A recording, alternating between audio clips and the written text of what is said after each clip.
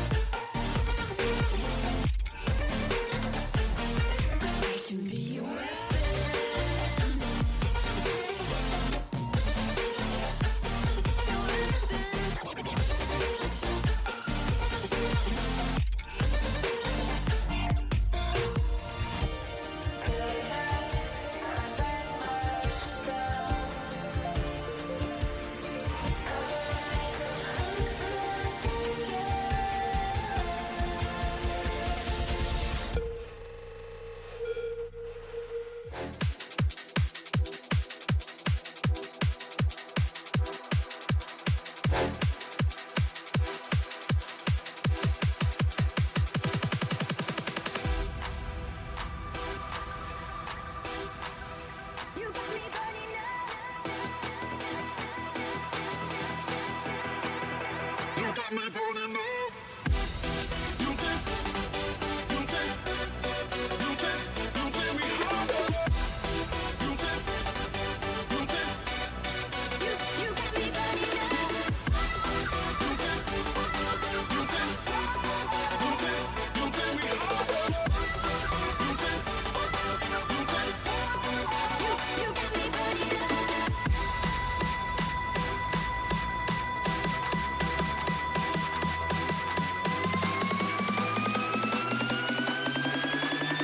You got me burning up.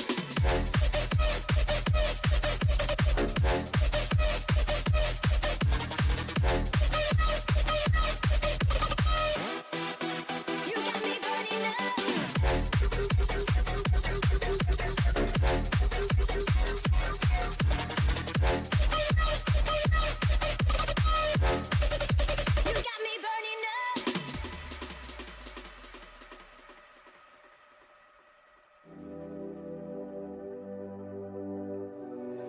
You got me burning up. You got me burning up. You got me burning up.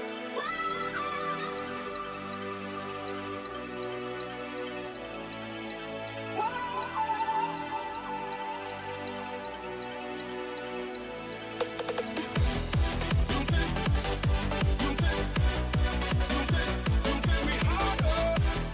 You take, you take, you got me burning up. You take, you take, you take, you take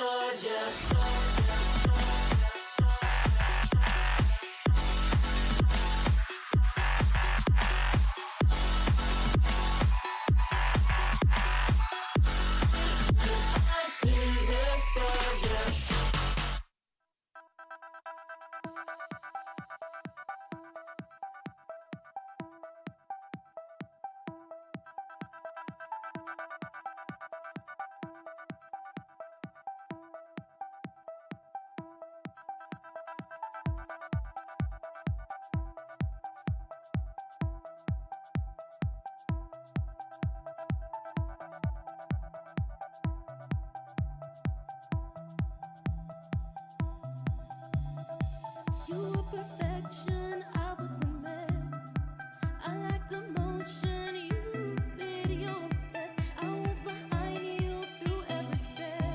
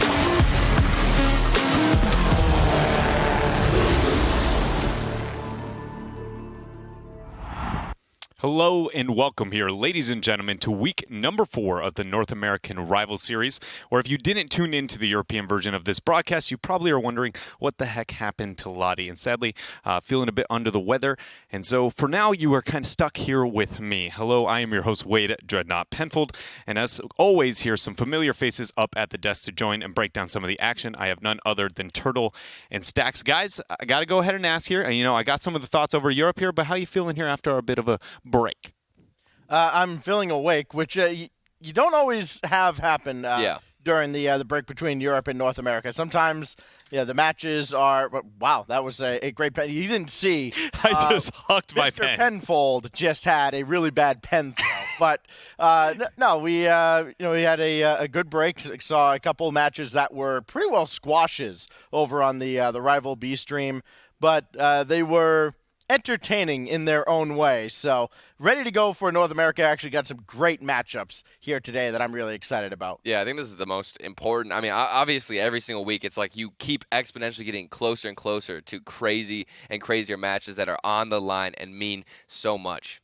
Well, I was on the Twitterverse a little bit earlier, and a little bird there of the world of Twitter Stacks told me that it is your birthday today, and I apologize for not formally addressing this on the earlier broadcast, but I went and found in our, kind of cafeteria section here today a nice little delicacy for you to consume. So happy birthday, and before you eat that, I do want to say, number one, it is not that kind of a gesture because we both have access to that dessert, and number two, I can't ensure that was made today, okay, or even is edible in any way, shape, or form. I'm gonna let that sit there, and I will judge accordingly as just wait if for the it starts smell. changing colors throughout the day, then I will. It will be consumed by something. Yeah, that something may definitely not be me. Maybe a trash bin. Just give it an hour. Maybe, yeah. But again, happy birthday there, Stacks. And again, apologize for the little bit of delay there to be able to figure that out. But of course, here we are talking about North American Rival Series action. And with that, we have to consider some of the context that have happened over the past couple of weeks here. After 4 weeks of play, here we see with Charlotte Phoenix residing at the top. And I think considering the prowess of that roster is not too surprising. But is there anything you have to add here to Turtle after our first 4 weeks when you look at these standings? I mean, interestingly enough, this is also our first matchup, but Bull Send, I'm still surprised. I mean, they were the WGN champions, and then they come out here, and obviously I expected a lot from them, but not to be the point where they're top 2 in the league right now. Bull Send just paving a way and making names for themselves in this rival series. Yeah, they've had a couple of matches, though. They've had one in particular that they just kind of laid an egg. They really should be 6-1 right now. Yeah. If you ask anybody, look at their schedule and who they've played. But they also kind of made up for that with a win over the Charlotte Phoenix. I think the consensus is Charlotte Phoenix is the best team in the league. Definitely. And Bull Send does have a win over them, which is huge because it's going to come down to every little bit mattering over the course of the season in these final 2 weeks, and it could be a game here or there that separates second place from third, and having that win in particular, that gives them such an advantage over everybody else. Definitely. And I think it's important to highlight maybe why those wins are so very relevant here as we go ahead and bring up the format to give you some understanding if you have not been keeping up with the Rival Series as to what these guys are playing for. It's a bit of a mix-up from what has been of past of Rival Series, if I am not mistaken. So you guys, give me a little bit of breakdown of the differences that we see here. Yeah, I mean, well, now we can basically have 2 teams automatically make it into RLCS, and then the bottom 2 teams will, or not technically, they'll have to fight it out, really, because there's going to be 2 playoff situations, and Stacks, you have all the situations under your belt, man. Yeah, so because the RLCS is expanding to 10 teams next season, we know 2 teams from the Rival Series will be going up, and you go through the Rival playoffs, we'll send 2 teams there. The 2 teams that don't automatically promote from that will end up going through the promotion tournament like we have every other season, and in addition to that, there's also some prize money that goes into that as well. Yeah, quite a pretty amount of purse here to be earned depending on your placement, especially sitting at the top there with, $13,000 considering, again, this is not even the, pinnacle, if you will, of competitive Rocket League. I feel like it's a very ample amount of money to be able to sustain that Rocket League career. And it's been something that we talked about a little bit about in Europe, as just, how big the lifestyle and kind of, ecosystem of the Rocket League world has really been able to grow as of late. Yeah, I mean, and it's also interesting to see because Rocket League is such like a on-the-day esport right now. I think the competition and the gaps between all these teams are just thinning day by day, weekend by weekend. And as we progress in the rival series, we even see teams who have RLCS caliber, RLCS potential on the team, and they just fall short. We have like Chaos. I expected so much more from Chaos. We're going to see them later today, and it's really coming down to last games for them, which is surprising because they're so used to being in this situation. They got Corrupted Gabe trying to lead the way, and still they fall short, just to prove how close this entire season really has been. And here we go, taking a glance at the schedule here for today and all the matchups that we have at hand. Our second match of the day is going to be Chaos Esports Club versus the Bolson, the one that you consider so detrimental, or at least a high focal point, I think, for some of these teams. We have Charlotte Phoenix and Zookeepers, and we end our day with Afterthought and Compadres. And, of course, first up to kick off North America, it is Compadres up into Zookeepers. And to be completely honest here, guys, these are two rosters that I know very, very little about. Clearly, when it comes to the standings, Compadres seem to be holding their own above that. But is there anything that you guys would like to add here, considering this is the matchup at hand? Yeah, for Compadres, they're going to go as far as skills takes them. He's been unquestionably their leader on the offensive end. And on the other side for Zookeepers, they're going to go behind Porklet. He's kind of an anomaly when you look at numbers because he doesn't take a lot of shots. So you wouldn't expect him to have that many goals.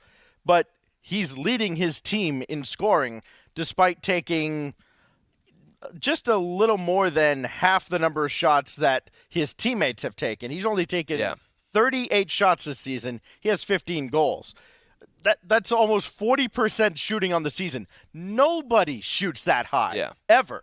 So it hasn't really worked out for the Zookeepers. They're 1-5, but if he gets a little help around him, this is a team, we've talked about it in past weeks. I want to see them stick together even after this season. I mean, it's just really going to come down to an all-out assault on the defense of Zookeepers. I mean, two of their players are in the bottom six for goals per game. They can't transition onto the offensive side if you're Zookeepers. I think that's where they're going to struggle, is breaking out of the defensive end. And if their defense obviously doesn't hold up, that's when things are just going to start crumbling down. So if they start getting those saves early on in the series, I think that's what's going to progress into a better game for them. And one thing I just want to ask, since we got Stacks distributing the numbers here and having a resource like you up here, Turtle, when I hear that right out the gates, when you talk about just basically the shot efficiency that is coming out from Porklet here for this roster, I immediately go, is that because he's just basically getting the cleanup crew, the third man who came in and basically had the easy shot? Is that, with having very little history for me visualizing this team, is that what is kind of happening for them, or is there something else that leads to that level of success? I personally really agree with that statement, because I think that to have a really high shooting percentage, even though you're shooting less than your teammates, it does mean you're that third man. You're playing more passively, because a striker is going to, no matter what, a striker will always have so many shots on the board. It's their job to be aggressive, to be in that front line and just try and take the boost, get these shots in, and force a mistake. Usually it's the third man who has the least amount of shots, but the easiest open nets to shoot at. So yes, I would agree and testify that it's really the third man coming in and just cleaning up for the roster. It's really interesting to be able to see how that unfolds, and even with that, I feel like that truly isn't going to be encasing maybe the whole story, but at least a fraction of it being distributed there for the Zookeepers. But knowing that this is the series at hand between the Compadres and the Zookeepers, I'd like to hear not only your predictions, but maybe one thought in line to justify where you sit and on what side of the battlefield. I was watching, and we also casted last week in a lot of the Compadres games, and I think that series, I was really surprised by Skills. I thought that when he showed up, like you said, it's going to come down to him to lead and take charge. That's when they're gonna surprise us all and really, run away with the season. Hopefully for Compadres, I think they're going to take it. Yeah, Skills has got to be wondering, okay, what else do I have to do? Because he was outstanding last season. He didn't have a good team around him. He's outstanding again this season. He has a much better team around him. Is it going to be enough? I think it's certainly enough to get by the Zookeepers here. Yeah. But the matchup they also have to worry about is Afterthought. I think they definitely win this one, but the one later today with Afterthought, I'm not so sure. Well, that may be an opportunity for them to maybe warm up, right? To find a way to get some comfort there down on the pitch. My vote, as I've admitted, I have very little context and history on these rosters, so I merely went off of the success of the rosters as of late. I sit also with the Compadres just because the numbers are on their side, the results in the standings as well. So is there any must-have for the side of the Zookeepers beyond what we've already highlighted here. Maybe not so much even just on an individual player level, but even on a play style level to be able to deal with what we get from Compadres. I mean, I just want to see them match the pace of Compadres. And I mean, Compadres alone are a roster as well, who I feel like as a lower level team, if you're Zookeepers, excuse me, it's easier to match that play style and match the pace because Compadres, they've fallen a lot to lower level teams that we would have on paper assumed them to win. And they end up beating a lot of these upper level teams. So they play and match the play style of who they're up against. So Zookeepers, even though, like I said, on paper, they should lose, I think they still got a great chance. Yeah, they're a team a lot like Echo Zulu that they can play up to whoever they're playing. And we saw that with Echo Zulu earlier today in Europe. They could put up a fight against anybody. It's a matter of doing that consistently and then getting the actual wins that count. Exactly. And for Zookeepers, they haven't got those wins so far this season, but they are very capable of playing spoiler. Well, it's time to figure out whether or not they actually have the tools to be able to do it here. Will Compadres or the Zookeepers walk away with it? I'm going to give it over to you guys here to kick off North America. Thank you, Dreadnought. And Turtle, we look at this Compadres team, and all eyes are going to be on them throughout the day because there's a lot riding on both of their matches. Obviously, this one, they need to win this one to give themselves a chance at the top 4. If they don't beat Afterthought later, there's 4 teams on at least 5 wins. Compadres wouldn't join them. They're out of top 4 contention. Exactly. The other part of this is the Charlotte Phoenix later tonight can clinch top 4 if some other results go their way, including Compadres beating Afterthought. This is, as was mentioned earlier, a nice little tune-up for them. And Compadres, I mean, they're thieves. They take these games off of upper-level teams and run away with them, but then end up falling short a lot of the times to lower-level RLRS teams and Rival Series teams. This will be Porklet to start things off for Zookeepers. Yeah. And now Porklet coming on again. He is at the center of a lot of plays for this Zookeepers squad. If he does not get going, the team does not get going. Tool quickly down the other way. Off the pass from Bambi this time, and the shot is saved by Skills. Now ZPS out of the corner for himself, loose in front, and saved away at the last moment by Tool. Bambi got a piece of this, so no centering pass for Compadres, but plenty of pressure on the offensive end. And this is what I was talking about. I want to see Zookeepers. They have to break out of that goalkeeper rotation and find challenges in front of the net instead of just playing passively and waiting for the shot to come in to force a save. Porklet will try to chase this one down himself, but he's beaten to the boost by ZPS, who came in from out of nowhere. That will hinder his efforts greatly. But now Tool to the ceiling. Oh, what a pass to Porklet, and he hit the crossbar. Tool will try again. He can't finish. And a great opportunity gone by the wayside for the underdogs, the Zookeeper. And that's a must-finish shot. That pass coming through off the ceiling. Porklet could not find the net. That is just a wasted opportunity off of a fantastic pass. And now Tool will intercept here. Bambi trying to start the attack downfield for the Zookeepers. Try to stall out Compadres, catch him in a counterattack. Easier said than done because they got one of the better defenders that we've seen in the Rival Series in Astro leading the way. ZPS will watch as Skills makes the save this time. And he is going to take this ball downfield himself. ZPS and Astro starting to form in behind him, waiting for a centering pass that eventually does come. Oh, it's a shot from ZPS. Nobody reacted for Zookeepers, and Compadres strike first. ZPS with the snipe from the corner, upper pocket of the net. What an angle, and finding even anything on target from that angle is relatively impossible, but ZPS makes it look easy. Nobody's really shy to take shots on this Compadres team. Meanwhile, Porklet rather shy to take shots overall, but on a rare shot from him, he does score here, and it is, as we mentioned earlier, Turtle, mop-up duty. And it's off of a very poor clear, actually, from Compadres.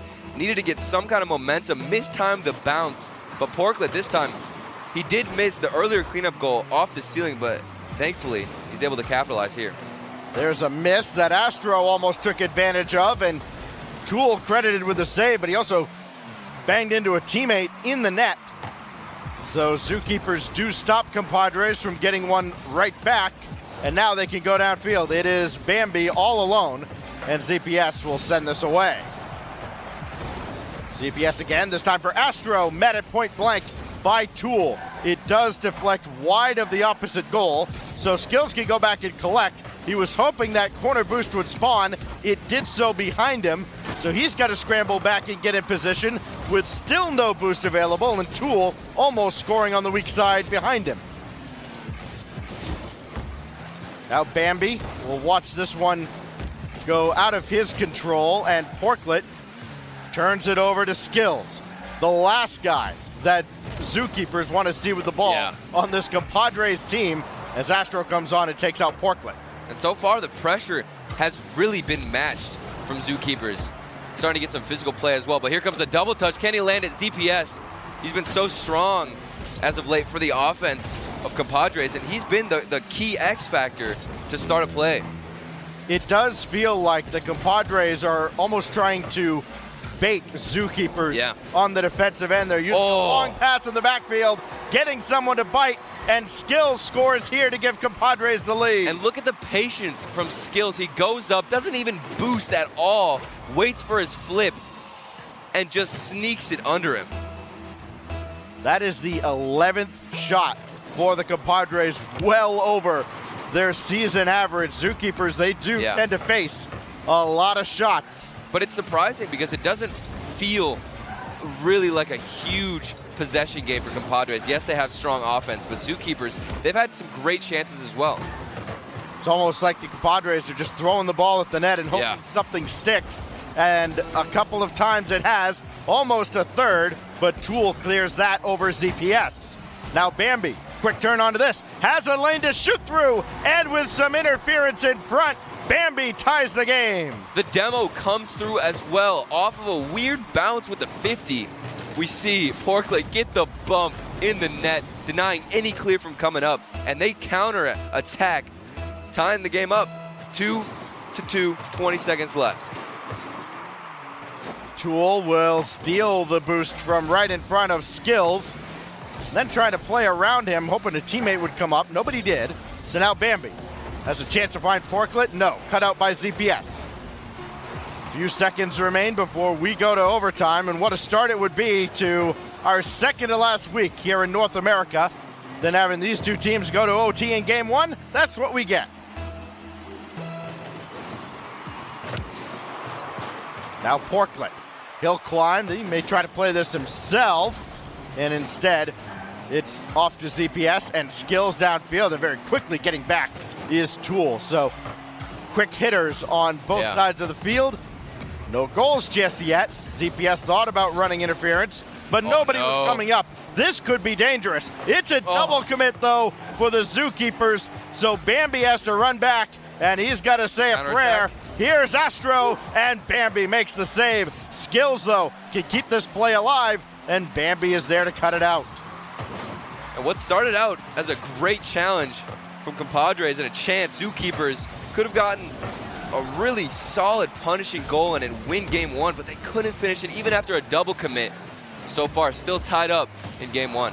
It would be just like Zookeepers to drop this game, having come back twice and playing so well against this Compadres team that is the favorite on paper, but just not being able to find that critical goal, that critical weakness. And Compadres, I mean, they're taking it really slow. Their approach to the ball is very patient. I really love that about their play style right now, is the way they're kind of looking at the field and making use of a lot of the space that's given to them. ZPS got a late break on this ball, but does make the stop on Porklet. Now Astro with ZPS running into Bambi. Now Skills trying to drop one down. Came from the ceiling as well.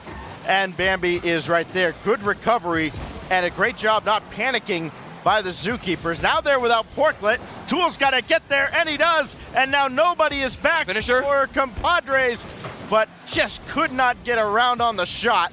And that should just about kill the attack. That's a clever touch by Porklet, but ZPS not fooled, and the compadres don't lose their composure either. And that's the second chance Zookeepers have got, trying to run away with a counterattack and break out of their defensive end. They've come so close.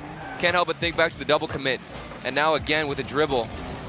But the challenges from Zookeeper have been phenomenal. It just seems like compadres have more possession of the entire game in the field. The scoring here started with ZPS scoring from the side wall. And he almost got a shot off from a similar angle just now. Now Skills. Back downfield where Porklet will collect. He does not get the corner boost. That is still up for grabs. Skills will take it on his way out, and he may need it as he's going to come in and support ZPS on the defensive end. Another ball that goes over towards Skills and kind of hopped up on the corner there. So Astro will have to come out, make a block on Porklet. And both teams playing rather conservatively, but we've seen a couple of stretches where this game could have ended out of absolutely nowhere. Tool couldn't get a second touch there. And that ball is staying unpossessed for a while at midfield. Seems like compadres right now starting to shell up a bit on the defensive end. Shots just keep coming in, but they're not really anything overwhelming. You don't see any panic out of compadres because the shooting game right now for Zookeepers is just rough. You start thinking about a game like this, maybe some records, and there is ZPS. He started the scoring, and by goodness, did he ever end it. And he's been so consistent right now on the offensive end, predicting his flip, getting a great bounce, and then another super tight angle from ZPS to put one in and take game one for compadres. And so it is the compadres that survive game one. Yeah. And, I mean, the shots are just ridiculous. 19 shots just for one side, and then another 11 on the other side. So you're looking at about 30 shots between these two teams. And plenty of saves to go around. Actually, I think for Tool, that ties a rival series record with 8 saves, a record that's already been tied this season. Yeah, I mean, it really was. But it's weird because that's what I was saying. It felt like the shots for compadres were way stronger, but the defense from Zookeepers was there. And then on the other side, we had really weak shots from Zookeepers, and then, you know, just patient defense from compadres. I thought they waited and took use of a lot of the space that was given to them, you know, slow dribbles to get out of the field, and I think that's what gave them the edge because there really wasn't a chance for them to panic other than the double commit from Zookeepers, but even then they couldn't punish. Could have been a breakout performance as well for ZPS. That looked like one of the better games we've seen him play throughout the entire rival series season. All the talk is, you know, skills. And Astro, of course, has been a mainstay in the rival series for a while. But ZPS definitely making, boy, I'm going to run the risk of sounding really dumb. I believe his rival series debut and having that kind of a game in crunch time now. We're in week 4 in a must-win match. That's got to be huge for his confidence. And there's no better time, like you said, Stacks, to show up. But now they need this win against Zookeepers. They want to have top 4 contention. And they also have another crazy matchup later today against Afterthought. 2 huge games for compadres. And they're feeling the pressure, but they're not looking nervous on field at all. A scramble in front of the Zookeepers net does not result in a goal. Instead, coming back the other way, it is Tool with his first. As soon as I mentioned looking nervous, that we see a double commit, and they're just all over each other in the net. And a great shot from Tool as well. There was a goalkeeper, I think ZPS was in net, trying to get a save. He had a lot of coverage on the net, but still the shot was just too strong. ZPS will follow up on the kickoff, but this goes right to Bambi, who does have the flip reset, but couldn't do anything with it. Tool will try to get this out to Porklet. Primary strategy for the Zookeepers. And Astro makes a save, but that was not pretty. I think ZPS threw him off, and Bambi will finish the job. And now compadres, it seems like the double commits are just everywhere. ZPS pre-flipping there to try and get a piece of it, and then the bump and physical play might have scared him off a little bit. And then all of a sudden, Zookeepers run away, and in game 2, they're up 2-0. We compliment the guy one time. Yeah, and that's just how it is. Kind of made a mess of things. I said they haven't been panicking at all, and then now we see just pre-flips all over the place. Compadres, turn the stream off. You don't want to listen to us. Trust me on that. Skills over towards Astro, trying to get out of the zone, and that ball is whipped right back around. And there waiting is Tool, but nobody else. They only have 3 cars on the field after all. Now here's ZPS, trying to get a pass ahead to Astro. Instead, Skills will back up the play, and that is well collected by Tool. Great control along the back wall. They are not out of the woods just yet, though. What a save by Bambi. Had to guess, and he guessed right. And the shot from Astro was great as well. Bambi just making an even better save. The third rotation coming in a little bit slow, but they managed to make it work. Little more than a penalty kick at that point. That is brilliant from Bambi. Here's Skills, though. Pinching that all the way around the corner. Nobody crashing the net, though. Now ZPS will come in, but Tool has that defended off the backboard. Now who will take this? Porklet thought about going up the wall. Now he does, and he'll take care of that ball from Skills.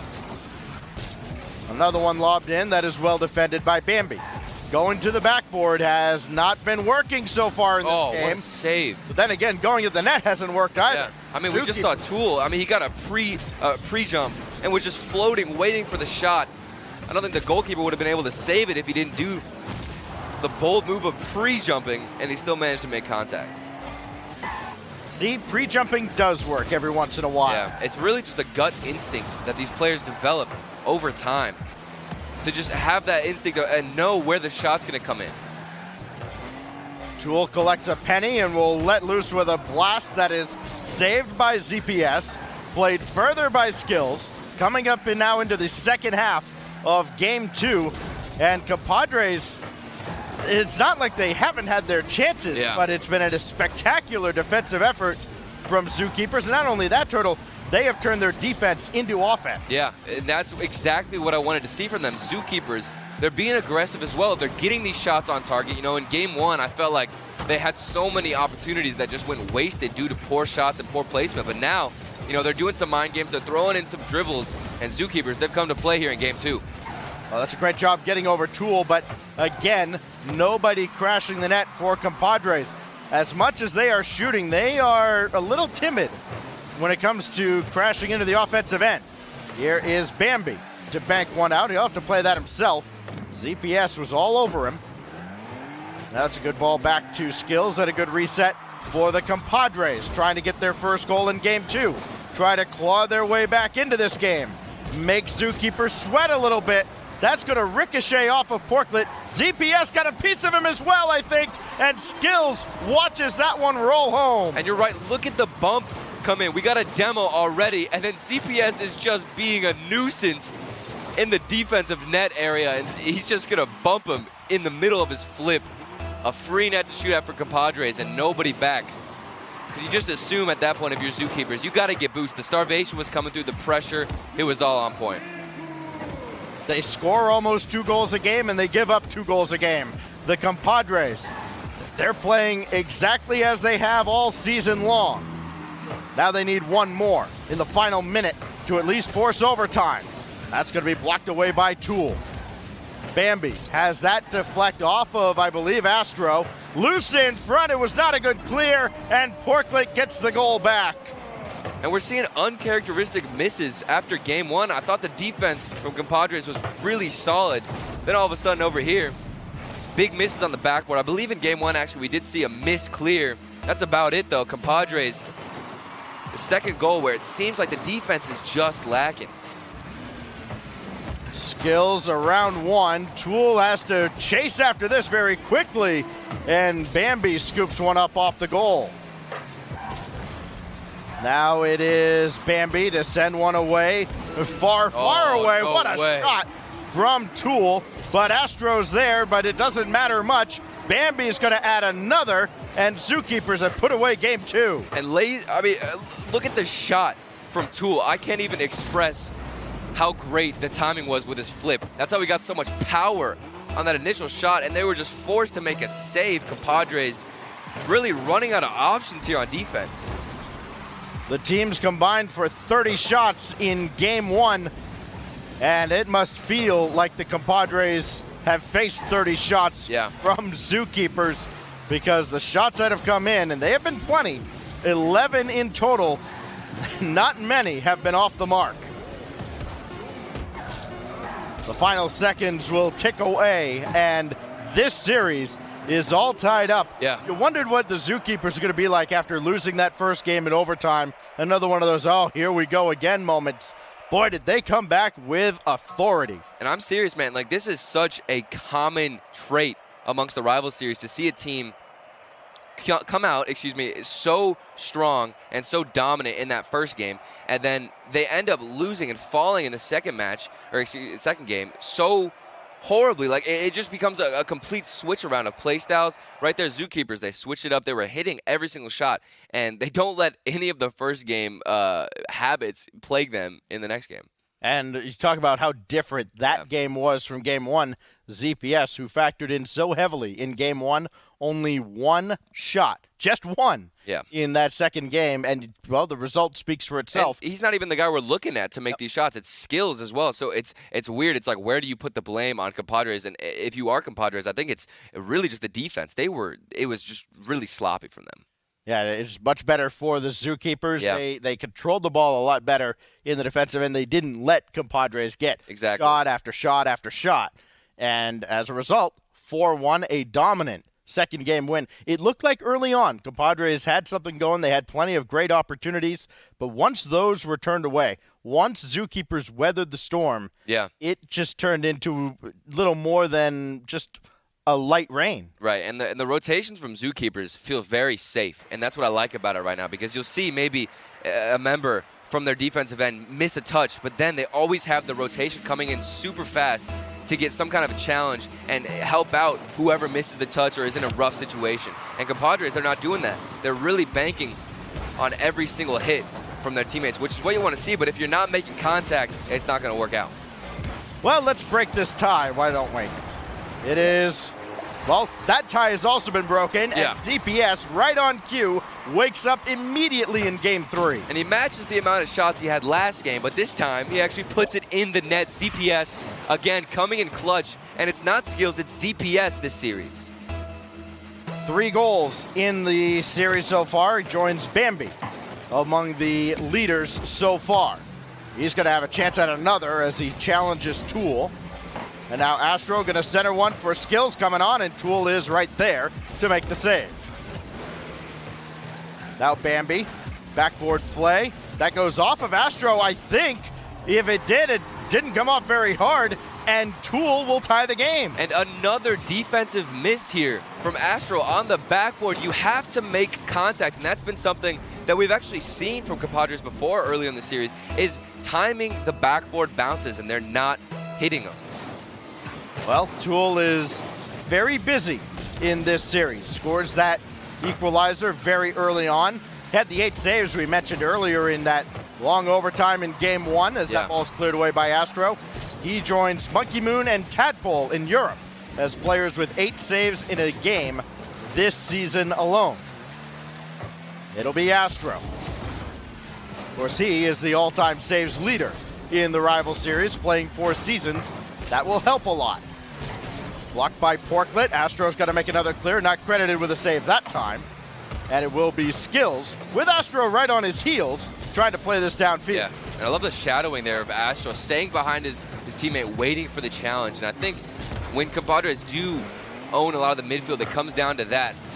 And just having very good spatial awareness of where to be placed at and how to follow up. We're seeing a spirited attack from the Zookeepers. They've got a lot of shots. Another from one? Mid-range, right down the middle. That one from close range, and it's Bambi. Yeah, and look at the utilization of the backboard. I mean, everybody at that point, 2 players banging it across, using the backboard, being so efficient with it. And Bambi has probably one of the easier shots this series because you can't really keep up with that if you're Compadres. Bambi has scored 4 goals in this series. His teammates have combined for 4 goals. He's assisted on 3 of them. Yeah. Here is ZPS. Lobbing one in, Skills to finish. We're tied right back up. The man we all wanted to hear from, Skills, finally puts one in and does it with fashion. I mean, he just outpaced his defender. And at that point, the pass from ZPS was too good. 3:16 remaining in what has turned into more of a marathon than a sprint in Game 3. DPS, I thought I was going to get that angle. And so, I mean, it's the way he's positioned with his clears, I feel like Compadres really following up strongly. It'll be Skills to lob one in that Bambi sends away. And back and forth, these two teams go. It's must win for very different reasons. The Zookeepers coming in at 1-5, they're going to need everything to go their way just to stay in the top 6. They still certainly have a chance, especially with a win here. Meanwhile, for the Compadres, they have their sights set on top 4, just getting into the rival playoffs, because top 2 is very unrealistic at this point. ZPS, 2 Skills. Astro is waiting, but he's going to have to keep waiting. Now he'll finally come up and play this, but Tool read it. He had the soul read on him, and now ZPS will have to play this out of his own corner. Porklet cuts off Astro, plays that ball back intended for Bambi, but it's ZPS who controls, and that's big for the Compadres. They get to reset on the defensive end and start bringing the attack to the Zookeeper. And again, from ZPS there, we saw the patient play, the patient approach to the ball, waiting for it to hit the ground, and the panic as well from Zookeepers. That's what you want to see to control the game, control possession, is just be calm, patient, and only really use up all of your boost when you need to. Skills banking one off the ceiling and not out of the zone.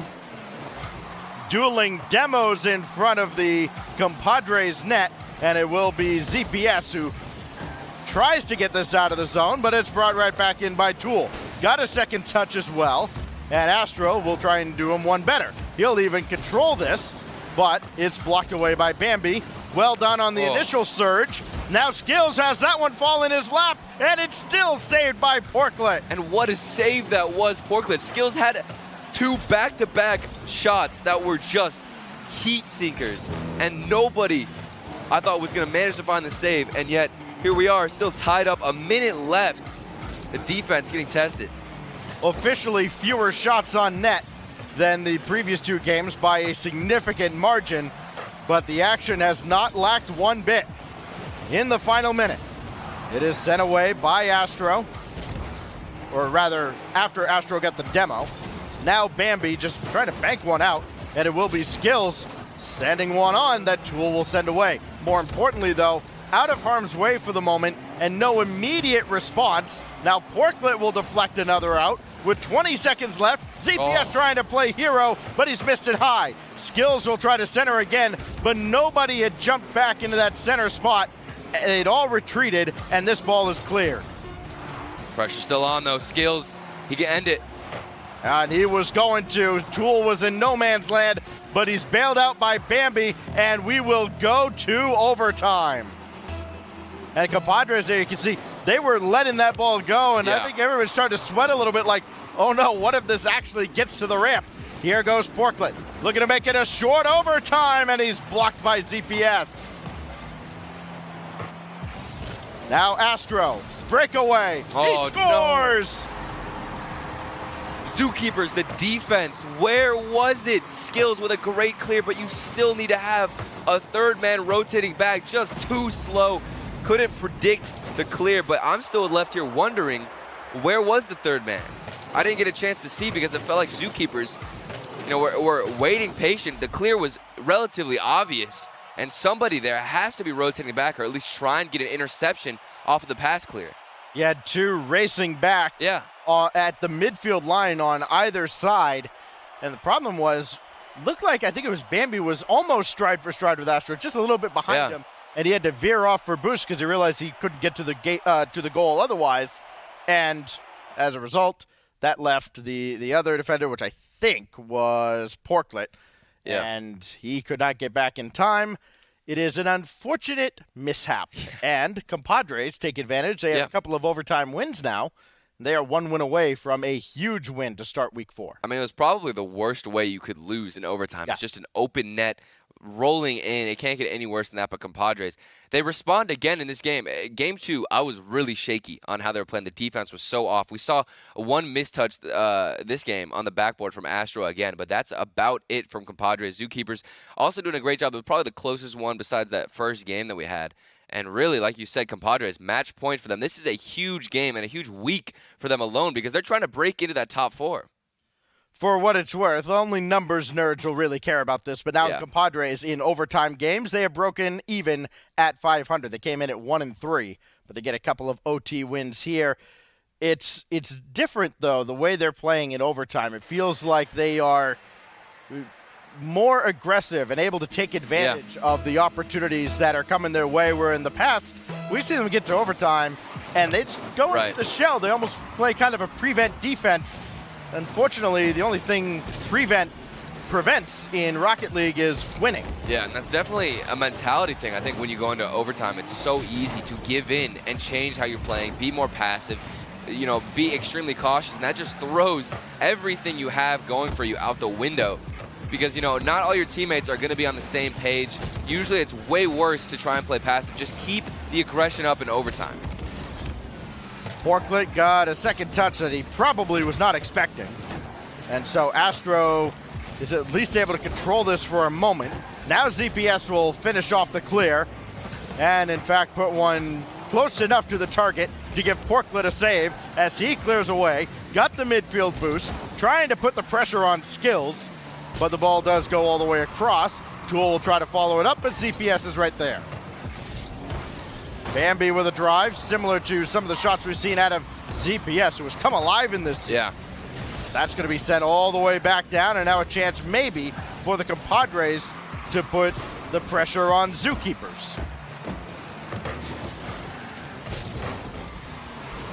Tool against ZPS. Another ball that's going to be cleared away by Bambi.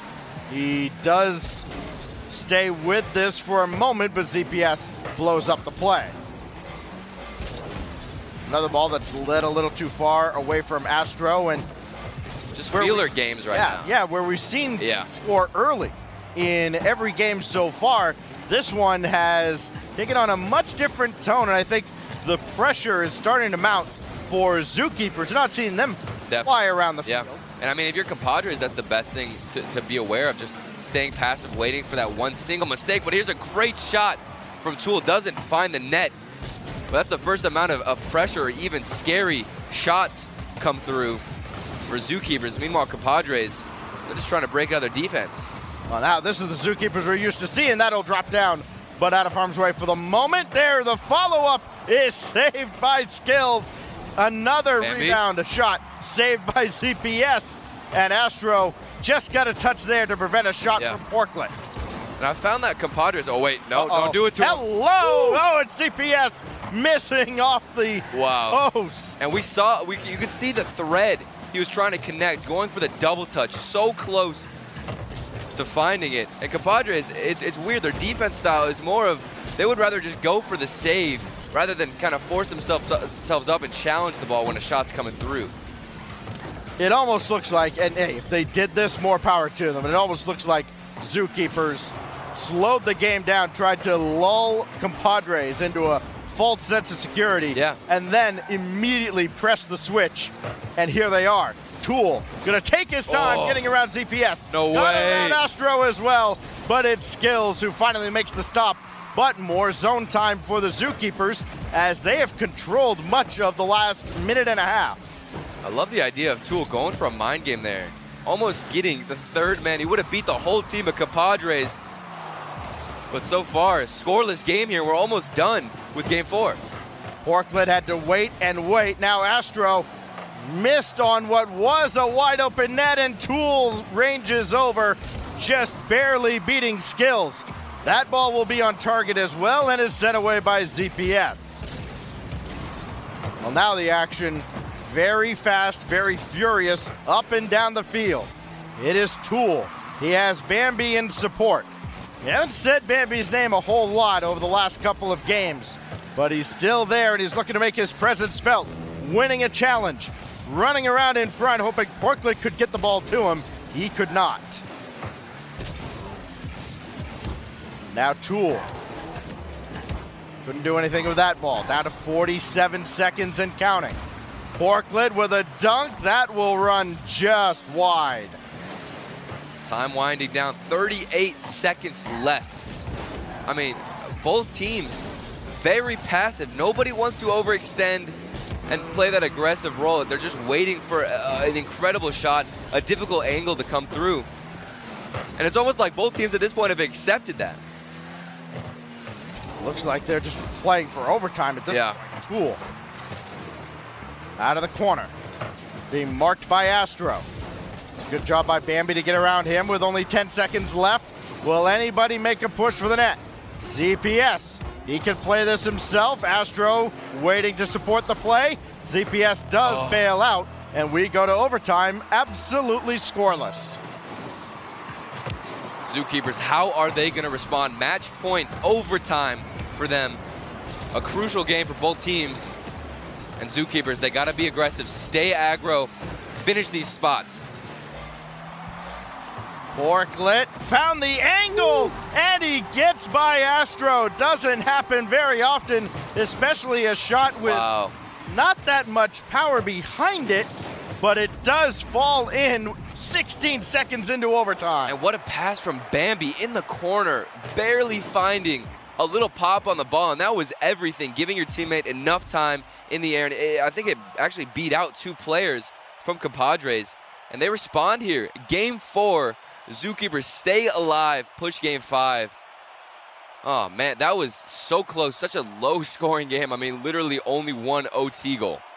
Yeah, that was a, trying to come up with a word, that was definitely not the norm. Yeah. That they strayed so far away from what we've seen in this series so far, but yet again, yeah, this is my birthday gift, by the way. Every series that I've been out here for has gone 5 games. I mean, that's the best. What else can you ask for, Stats? Yeah, right? Well, hey, they have been fun to watch, to say the very least. And this one, absolutely no different. It has been back and forth.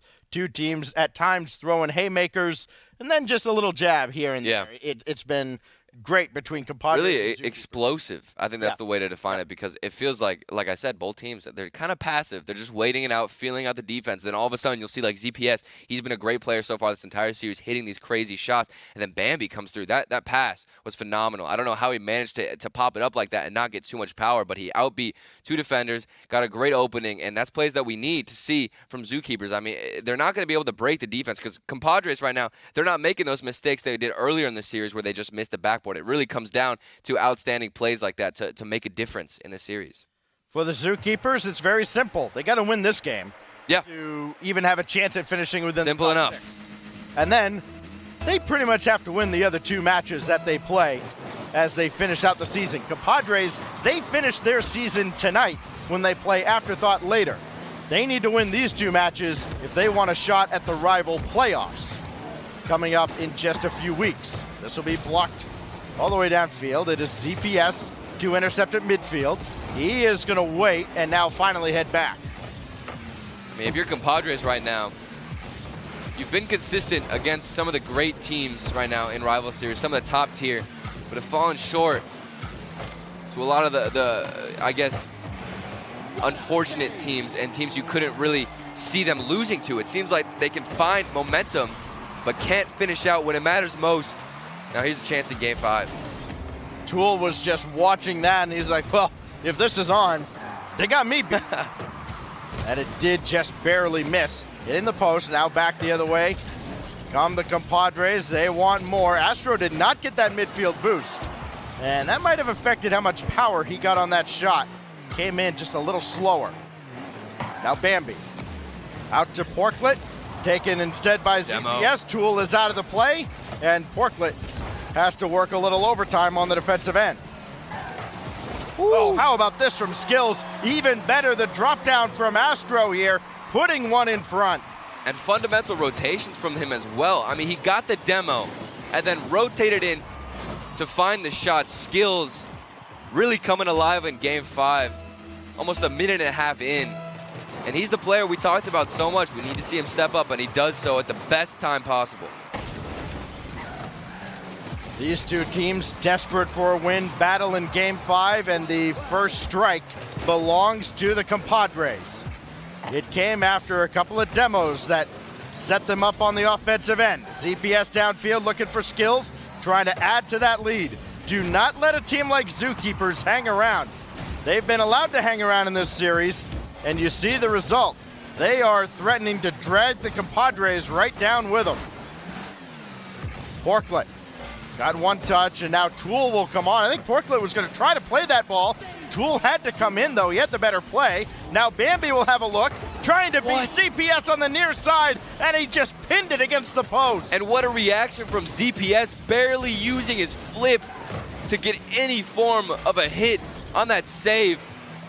I was looking at probably the worst situation you could be in with a huge shot coming in. And ZPS, he has been such a spotlight player this entire series, offense and defensively. The theme you're going to hear us talk about, I think, a lot tonight is what might have been, as ZPS going to try to play the slow game against Porklet, got over him, but Tool is able to get back in time.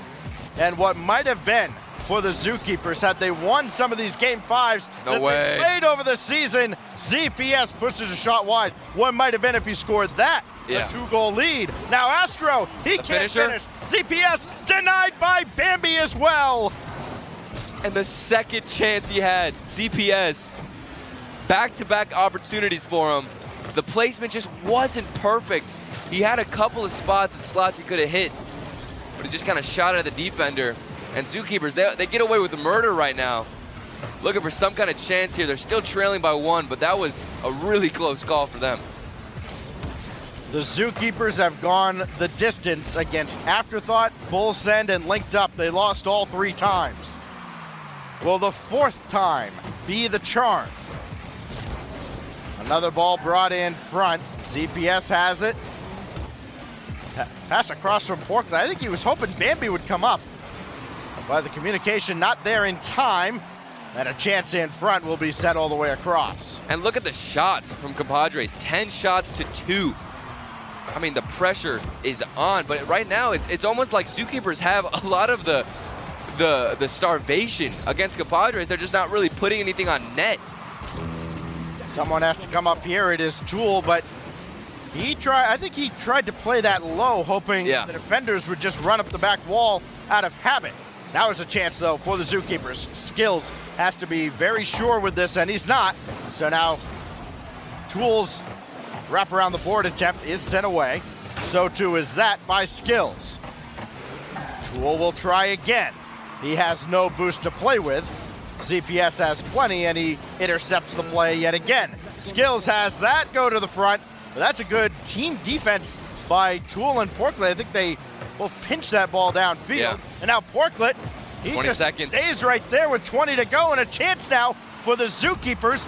They're not letting this ball out of the zone, but now the attack is in dire straits. They only have 10 to work with, and another ball going the wrong way.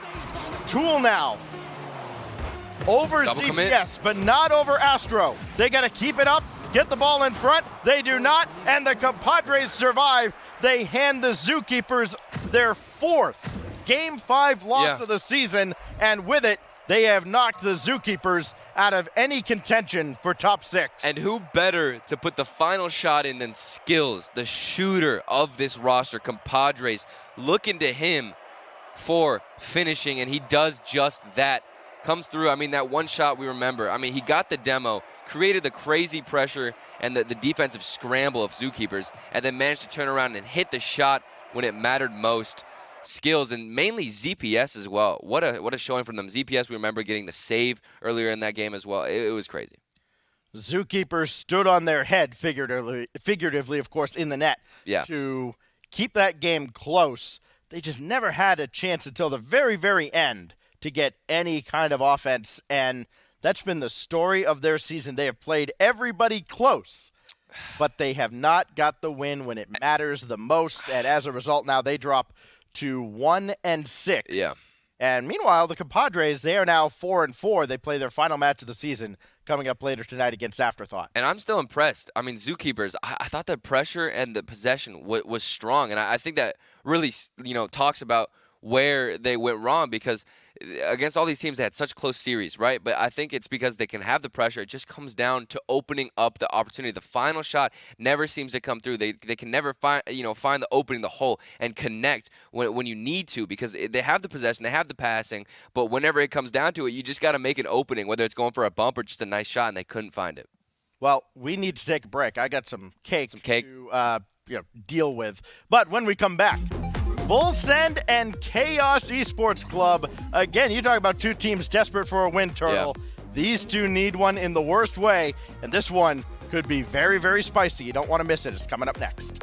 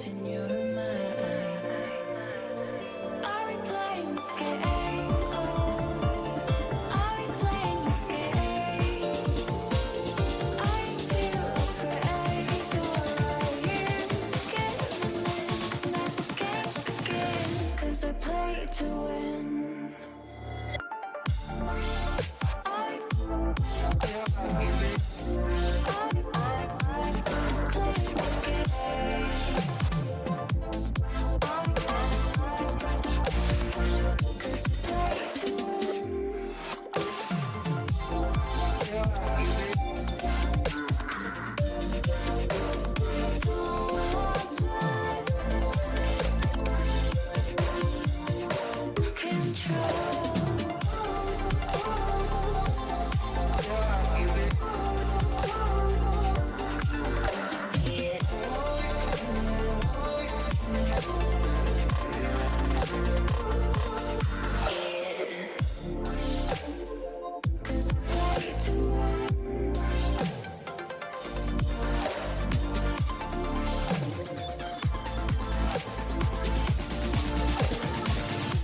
play to win.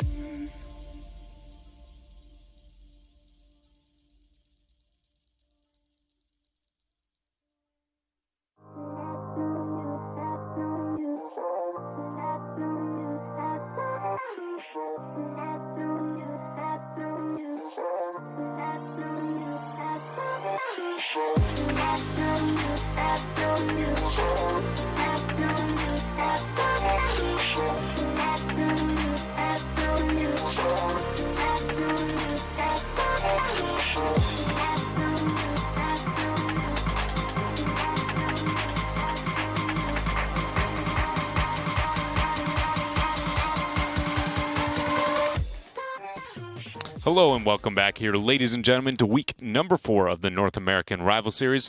We've concluded ourselves series number 1, and guys, it has been a surprising trend how many game number 5s we've experienced here today in our best of 5. It's for his birthday, man. That's just how it is. Surprise, Stacks. You get more Rocket League, man. Is that what you wanted? Well, I go back to doing the DreamHack B stream with Dazran, and right before the final series, I can't remember, I think Reciprocity was playing, and I was like, oh, we're just going to have like a sweep and we'll be done, right? Because our voices were shot after doing the full weekend. And what ends up happening? All 5 games go to overtime. So that's what I'm expecting with our next series, because these two teams are pretty good. Yeah.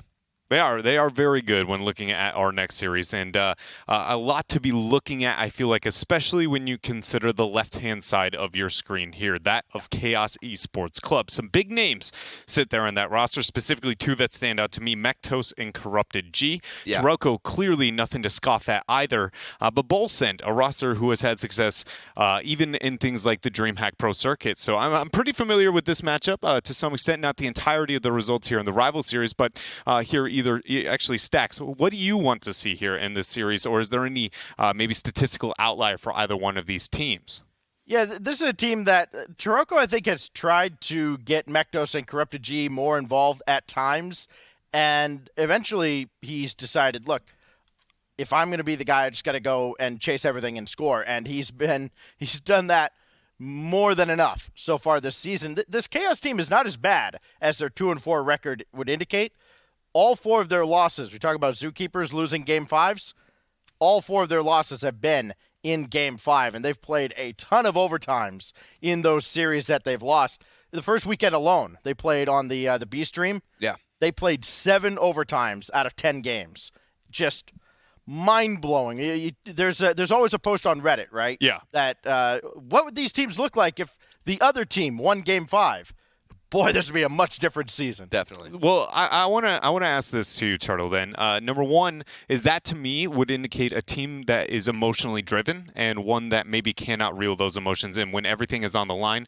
They can build themselves up to possibly crumble, whether that be an OT or a game number 5. And then to double down on that, I also want to ask, is that farewell for a team that lives in an era that has more chaotic Game 5s and Game 5 scenarios than almost ever before in, to my understanding, Rocket League history? It's weird because, like, I think you can speak to this too, because you have been in the situation of just being a competitor in general. And I think that it's all about building the right, I guess, habits. Because whenever, say a team like makes it to Game 5 all the time and then they end up losing, that's something that's in your head every time you make it to Game 5. Every time, it's on the line, you think to yourself in your history, it's all about building a trend where it's strong. Because if you have a habit of losing Game 5s, then as soon as you come into another Game 5, you're thinking to yourself, I keep losing Game 5s. Please don't let this happen again. Yeah, no, it very much, I think, is a mind game where you can get into your own head probably a little bit quicker than you would like to. But we are going to waste no time here. I've got to go ahead and ask for you guys on your predictions for, I feel like, one of our more competitive matchups here for North America. Do you sit on the side of Chaos Esports Club, or is that on to Bolsend? This was probably one of the toughest predictions of the season, in my opinion. I think that Chaos, they are really misrepresented by their score right now, and I think they have a lot to offer for Rival Series in general. And with Corrupted G, the new addition, I think that they're probably going to come in here, and this is going to be the start to their season, the rest of their season, and that's going to be Chaos taking this game. I think Chaos Esports is kind of the North American Method from last season. Method was a team that looked like they were completely out of it, and they managed to scramble into a top 4 spot. I think they do that this time around as well. I think that Chaos starts coming back here. They can beat this Bolsend team, and they do so probably in 5 games because why wouldn't they? Well, for me, you know, I think I've been following a trend of following the teams that I know and have some of the biggest names so far and the ones I feel most comfortable. But even though there may be bigger names on that side, I actually am going to go with Bolsend here. And the reasons for that are obviously, you know, some of the recent success and also within Rival Series itself that we've gotten here from Bolsend with a pretty successful record so far. And lastly, for the meme of, you know what happens when you mess with the bull. You're going to get the horns, boys. I don't know if Chaos Esports Clubs have the... Wait. You can't be doing this here, man. Look at Stacks knows what I'm talking about. I don't Hook him. Hook him up, man. Wade.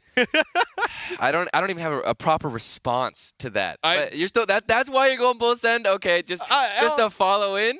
To be honest, this was competitive enough that I wanted to be the dissenting voice. And I don't have a strong enough argument really when it comes to Bolsend. Yeah. Yes, it's an upward trend for them. Yes, they are a formidable team, but you're looking at extremely well-versed Rocket League players on the other side. So I realized I had to throw a gag in there somewhere because it is breaking the trend I've been following. It was painful but beautiful at the same time. Well, hopefully the Rocket League action that we're about to watch unfold is a bit more on the beautiful side of that spectrum here, guys. Let's take it away. It is not without merit to pick Bolsend by any means. This is a team that, of course, they are led by Com and Stokely, who have scored a lot of goals together. They, at one point, had a combination that would have made the likes of even the Knights and teams like Barca and the RLCS a little bit jealous. But they have cooled off a little bit, and they had a match last week where they did not play nearly to the level that has been expected of them. So this is going to be a nice little bounce back for them, and one they need if they want to finish in the top two. And Bolsend, I mean, really a team that just came and bursted through the ceiling onto the scene, surprisingly enough. And Taroko, he's going to deny him and get the first goal. Oh, I have teammates? No, just... It's a great challenge by Corrupted G, but Taroko, he is always going to be there. And ever the optimist, scores 10 seconds in. Chaos Esports Club trying to set the tone. And Stacks, I want to talk about it. I mean, you said that Chaos, they have the chance, and you think they're going to make the run, this late season run to really, you know, make a name whenever they have failed to do so much in the beginning of this season. And they definitely have the schedule to do that. After this game, they have Upper 90 and Linked Up. So if they want a chance in terms of, you know, statistically and who you think should actually win, it is probably going to be Chaos for those last two, which makes this Bolsend match even more important. And Taroko again puts one in. And this time it is Mekdos who gets the assist. That's just Stokely being left in an impossible spot. He's expecting a shot, no doubt. And as soon as that pass goes across, he is dead to rights. But yeah, this Chaos team out to a great start against Bolsend, and as you mentioned, this is the last of that murderer's row type of schedule. And to go to 5 games against all the other heavy hitters, not every other team in the league is doing that. You're getting some very valuable games on your game differential, and that's going to come back to help them a lot if they're able to get to 5 and 4. But there is a long way to go before we're talking about Chaos at 5 and 4. They still have to close this game out, and we've seen Bolsend put up goals in bunches. This will come out of the corner, and Corrupted G thought about challenging. Instead, he'll give away to Mekdos. Taroko is waiting on the side. He's going to rush back, and now the ball headed straight back into the Bolsend end, and it's going to stay there for a while because Chaos Esports Club, they are circling the wagons, and almost scoring there was Corrupted G. Chaos, they have been running away with the possession game. Really great passes. I love what they're doing in the corner and how fast they're getting this ball into the midfield. It's really what's helped them, especially with that second goal from Taroko. Well, now Stokely trying to play his way through. He's stopped by Corrupted G, but he can't get past Calm. And Taroko has missed this out of the corner, and Corrupted G had to rush back in a hurry. A rare miss from Taroko. We know that he and Mekdos are a deadly duo. And I really think it's that synergy that has paid off so well for them. adding in Corrupted Gabe, or Corrupted G, sorry.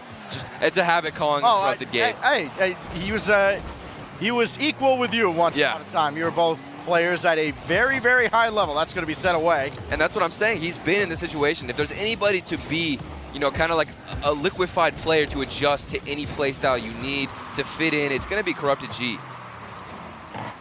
Mekdos trying to spike down on one. Now Taroko to center for a moment I thought himself, but he did have Corrupted G waiting. And now Stokely has missed this. Corrupted G very quickly into the offensive end, and Taroko slams on the brakes. For once in his life, he will go back. A good read from Calm there. Intercepting the pass, getting in the way, and now they have pressure all because of that interception, but it still seems as though Chaos, they're strong on defense, not letting up, and still, look at these cross-pitch passes. They go into the corner, and then they get a great pass inward, and it's almost too fast and too high to even have anybody in the middle. Taroko and Mekdos have had a good week so far, but it's Stokely who scores here, and he just had a defender really struggling on the back wall. Corrupted G ran out of real estate. Stokely, one of the top 4 strikers in the league right now, averaging about 0.8 goals per game. And he really is the guy we're going to look at if we're going to see any difference on the offensive side. Corrupted G for himself. Doesn't need a teammate. He scores immediately off the kickoff. Another response, or excuse me, the first response actually against Bullsend. It's a kickoff. It feels very routine because at the beginning we did see the first goal just was so fast from Taroko. Right when it looked like Bullsend was going to get back into this game, Chaos Esports Club there to knock them down a peg. And now here is Corrupted G, who has come alive on the offensive end over the past couple of weeks. And that's the second challenge that Gabe has, I keep doing it, Corrupted G has really just outshined the enemy defense. Is just those challenges. The first goal from Taroko was actually off of Corrupted G's challenge. So this will be Mekdos trying to find Corrupted G, or at least get that ball centered for anybody. And there is Alexander, or Taroko, if you prefer. Yeah. And now it will be Mekdos retreating, trying to run lead blocker Calm. Now Corrupted G looking to put the finishing touches on game 1. And what a start this would be for Chaos. Again, in a series they have to win, maybe even if they're looking at top 6 the way this season has gone. This will be sent away by Taroko, and more possession for Chaos means fewer opportunities for Bullsend. That might have been the last one right there, because they've got to score right now to have a chance at a kickoff goal to tie, and they do not. 7 seconds and counting, and Chaos Esports Club are going to take game 1. And man, did they look good in doing it. Taroko was flying everywhere, and it paid off. But on the other end, it feels like Bullsend, they're starting to gather some kind of momentum. The pressure has been a lot stronger than what we saw at the beginning of this game 1. And I think the demos, the physical plays were really coming out Bullsend. They got that first goal with Stokely, the main striker. Like I said, they're going to be looking for him if they want any chance right now in this series. But Chaos, like you said, they're strong. And it's weird because a team like Chaos, with the record they have, you just don't understand how it happens. But then you look at all the Game 5s they went to, all the teams they did play, and right now, this is the time for them to make a run in the season. Stokely had a big game for Bullsend. He had 5 shots. His teammates, 1 apiece. Not good for Bullsend. It looked like Chaos just had a stranglehold on that game for much of it. There was that stretch where Stokely scored, and it looked like, okay, Bullsend, they're done playing games now. This is the Bullsend that we expect to see. And then Corrupted G scoring immediately off the kickoff just dashed any of their hopes. Looking ahead to game 2, obviously don't give up kickoff goals. That's easier said than done at this level, it seems. But what else does Bullsend have to do to push that game behind them? I mean, it's all about cutting off the passes. I think we saw Calm do it a couple of times in that first game, was being in the way of those cross-pitch passes that Chaos have been so good. And it's really hard, actually, because the way that Chaos are doing it is they're doing it has a lot of power behind it, meaning trying to predict and be in that spot is going to be risky, because if you miss the interception, it's going to end up being a goal because you're out of place and there's so much space for Chaos to make use of. And that's where it comes down to being aggressive, being in their faces, and not even letting them actually make the pass. If you can beat them to the ball, then that's really all that matters right now. But Chaos looking strong. Bull Send, if it goes by anything that we've seen so far in all the series mostly today, it's that they're going to have a strong response here in Game 2. Turoko could not make contact coming off the flip reset. And the shot from Mektos is blocked away by a couple of Bull Send defenders. And that is how we start game number 2. They scored 10 seconds in, did Chaos in game 1. They do not score nearly as early this time around, but they're going to have another chance on the offensive end if Turoko can control this. And lucky for Bull Send, Calm was right there to stop him. Now to Stokely. There is Stokely. And he gets the second goal for Bull Send. And here's the response, carrying the momentum from the first game. What a pass from Calm, beating out the defender. And then Stokely, the finisher, the cleanup man himself, comes in for the shot. If you were watching on the B stream, you would have seen, this would have been over the weekend, you would have seen Calm reminding all of us that his name is short for communications. What a nice, friendly, PG-friendly guy. This will be Corrupted G, having the ball taken away from him. Turoko does have a full tank of boost, and he may need it because Corrupted G and Mektos having a lot of trouble with that ball at midfield. Will find Corrupted, though. And that pass did not have the legs to reach Mektos. Stokely will have that drop down, and Corrupted G bangs it away. Stokely could have gotten a double touch there. Actually had that setup. There's not enough boost, I don't think. So far, Chaos, they've been stuck in their own end. Need to break out, connect something. But right now, look at Bull Send right there. Even we saw a huge stop from Bull Send. They're keeping the pressure. Corrupted G out of the corner, trying to center, and that's well blocked by the defensive Bull Send. Now Stokely rushing onto one. That's going to be intercepted by Corrupted G. Well done by the defense of Chaos as they try to keep this just a 1-goal deficit, and they'll turn their defense into offense, and it's Corrupted G remaining involved in the attack. Even off the double commit, I didn't expect this to go their way, but Corrupted G, he just keeps following up and manages to snipe an open net on the side of Bull Send, and that's a little bit weird. You'd expect somebody to be rotating back there, mainly after the double commit, and yet Corrupted G, he's happy with that. Teams have combined for 7 shots in less than 2 minutes. Buckle up and expect more of the same. Stokely will get another shot, and he dropped one right onto Mektos. Another great challenge by Corrupted G, but he does not have the boost to chase it down. Now Stokely. He'll get the double if Turoko lets him. Turoko does not. Dino pops one up that will go harmlessly through the zone, but he also got a demo on Turoko, so that will hinder Chaos. Oh, and another Turoko one. taken out again by Dino. Almost like he's just running back and forth, trying to pick the spawn points. And now Calm just has that go to the corner. It's actually relatively easy to get a double demo in that situation. If you can manage to steal the corner boost and then just keep driving around, rotate out through the other corner, you might get lucky with the spawn over there and just find another demo. And it's so tilting if you're on the mentality side of Bull Send. The shot goes right at Dino, and he's able to put the nose on the ball and send one all the way back to the Chaos side of the field, but only for a moment. Now Mektos, he's feeling it. To the ceiling, and he almost put that pass exactly where he needed to. Calm got the demo, but he had to back away from the play.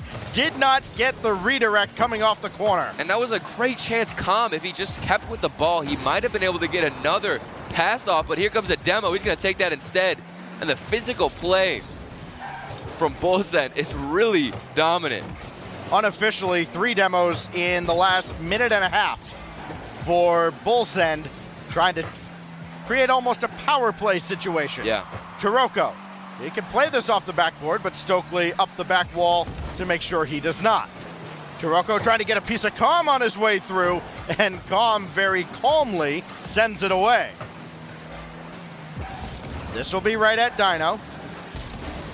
And Stokely will play it further downfield. Bull Send can regroup and get ready for another venture into the Chaos zone. That wasn't a very good one. The first touch got away from Calm. Now Turoko loses control there. to the final minute. Who will blink? Calm might have there as he misses. Corrupted G, though, was left in an awkward spot. He had Turoko fly in front of him, and Gabe did not expect that ball to drop down to him. And a lot of space as well. I mean, Bull Send, they're really bringing it to chaos in these last 40 seconds. Mektos will just dump that one back in and go back for boost, almost like a hockey line change. Turoko with 30 to go.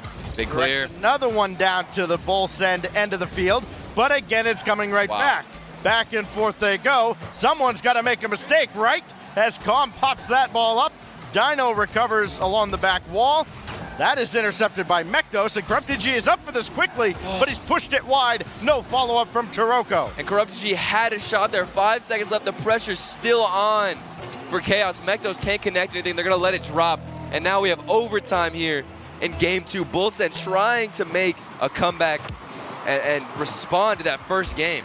At one point, I think Dino was the only player on the ground sitting inside the net, just going, please don't hit it my way. Corrupted G from the ceiling, and it's set away by Calm. He's got a Savior medal, and now he might have an assist on the game winner from Stokely, if not for the efforts of Mektos. Another shot from Calm. That's blocked by Turoko. Lots of saves to go around between Chaos and Bull Send in a game with huge implications up and down the standings.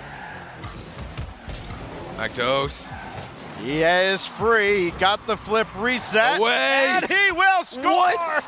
Mektos in OT! What a play from Mektos. This was beautiful. He had so much space in the air. He goes under the ball. Mektos, you monster. What an aerial ability. I mean, I can't believe he hit that. That was nuts. That is what we've come to expect from Mektos when he is on his game. What a performance. And just look at the saves. They speak for themselves. And there's an OT goal for you. Yeah, 16 total saves between Bull Send and Chaos Esports Club. Wow. 6 coming from Calm alone. He did everything he could on the defensive end to give Bull Send a chance, but it was not to be. And I love the decision-making from Mektos in the final moments. He recognized all the space in the air, right? And then he takes it up, and it would have been so easy for him to go for a backboard hit or some kind of double touch to keep it safe. But it's literally an overtime. The stakes are so high, and he says, you know what, I see all this space. I'm going to take it. He had the confidence to even go for the flip reset, but other than that, he actually hits it, which is the impressive part. I mean, come on, Mektos, what a way to finish overtime. And Chaos now, they're up 2-0. This is a strong start and something different than what we've seen so much. It's a common habit to see the team that doesn't go up in the first game just instantly respond back and destroy the team, but it's not happening. By the way, my favorite stat of the day, I finally get to. We've been talking about overtimes a lot and records and such. That was Chaos's 11th overtime of the season. They're now 7-4. They've played 25 minutes and 32 seconds of overtime this season. That's too much overtime. Bull Send, by the way, 0-3 in overtime. Yeah. They've now played 1 minute and 26. I mean, if you're Chaos, I would be losing hair at that point. Overtime's one of the most stressful parts about Rocket League, and yet they hit probably one of the most impressive shots of the season. Mektos coming in clutch. And now Turoko got a bump on Calm, and he floats this one in. Chaos in front, 6 seconds in. Again, so much space, a back left kickoff strategy from Chaos. He makes use of it, not by hitting the ball, but actually going for the demo, Turoko. That was just being a bully. Scraping the bottom of the barrel and going deep into the bag of tricks. Chaos Esports Club have saved their best for last as they are up 2-0 in the series on Bull Send. And now they're up in game 3. They're up a pair as Turoko just waves his magic wand yet again. Look at this, Turoko. Thank you for the angle and thank you for the space. I don't know how we managed to hit that. Somehow, I saw him going for it. Normally you expect to pass from that type of angle and the way he's approaching it, but he hits it. And that's another highlight play from Chaos. It's another highlight play from Turoko, as he has been on fire throughout this series. Mektos scoring that overtime winner, I believe the only goal he has this series. Turoko now, giving away to Calm. Here comes Bull Send. They got a demo that took out Corrupted G, and Stokely scores a banger. And they respond with physical plays, the demo. Bull Send, they're really the only team right now that are utilizing that opponent, or that mentality of just chasing a team or the opponent. That's really what you got to do, is just chase the other guy down the field, try and create an opening, and they're doing just that. It will be Chiroko to send one out, and now he and Corrupted G are both up the back wall for this. And Chiroko landed awkwardly in the goal. There it is. Easy pickings for Calm, but Stokely missed the open shot. Missed opportunity, to say the least, for Bull Send, as they still trail by 1, and Corrupted G almost made him pay. Now Dino, intercepted by Corrupted G. Chaos looked like they were going to concede 2 goals very quickly. Yeah. Instead, they've only conceded 1, and now they've had a little more time on the offensive end. That could be coming to a screeching halt, though. Dino coming on, he does not score. This team, Turtle, Bull Send, they've scored 3 goals, all 3 coming from Stokely. Yeah. And it's just been a goal in each game. And a lot of them have been, with the demos, the physical play, bumping, being a bully against that defense. And they're trying to create openings, and it's working relatively well. But sometimes it comes down to a pressure shot where you have to hit an open net. And they haven't been doing so. No. What a pass. Are you serious? What?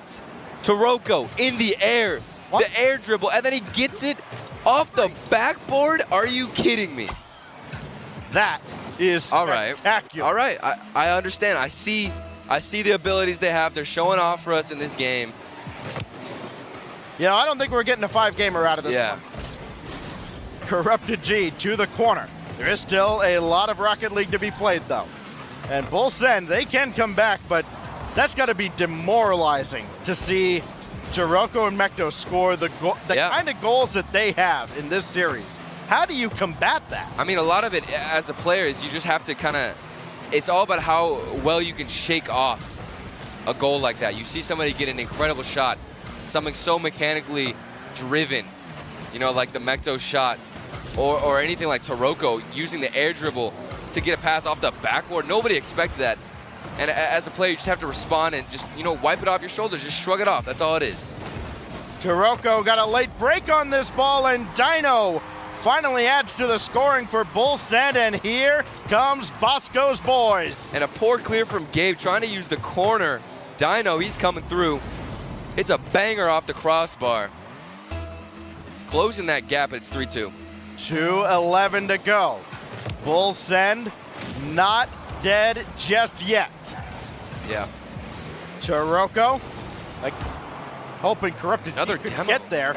That's a decent challenge by Calm. Stokely can only pop this up. Needed a second touch, didn't get it, but Dino can almost walk this in. He had to deal with Chiroko at the end. Easier said than done. Calm will circle around and bring this down. Now he's looking to start a highlight reel of his own.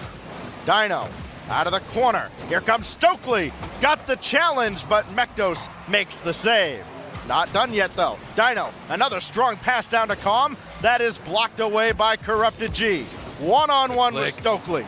And Dino at the side flip away. That is not a good ball, but it is worked out in the end, at least for the moment, and Calm makes that save. And nobody expected that side flip, but now Corrupted G getting a good response with the demo. That's what you want to see. Respond to the bully play and be as aggressive, especially whenever you have Bull Send, trying to collect something, which they're doing so well of, trailing by 1, and they're starting to put heat on Chaos. Stokely will pop this away, but it is away from Calm, and Dino was on his way back to the net.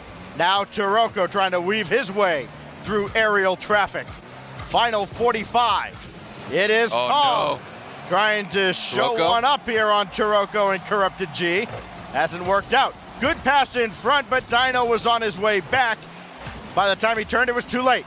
Calm got a piece of Chiroko, and Mektos has to scramble in front. Here comes Stokely to tie, and is blocked by Corrupted G. And look at the passive play from Chaos. Everybody's so passive. I mean, the respect is coming out from Chaos against Bullsend. And so many shots, but there's a double commit. That's not ideal at all. Bullsend, final seconds right now. Yeah, Dino saw Stokely had that ball, didn't think he had another touch. I'm not sure Stokely knew if he had another touch, but a miss is costly, and Taroko, the Grim Reaper, finishes the hat trick. This is how the game is going to end. Taroko just capitalizing on so much space. The over-aggression from Bullsend, you can't blame them for wanting to try and find the equalizer. And 3 seconds left. Chaos, they've done it with such great mechanical abilities. Like I'm still in shock at all the goals we saw. A spectacular performance from Mektos and Taroko. If I had to count it up really quickly, what did they combine for here? 7 goals and 6 assists between them.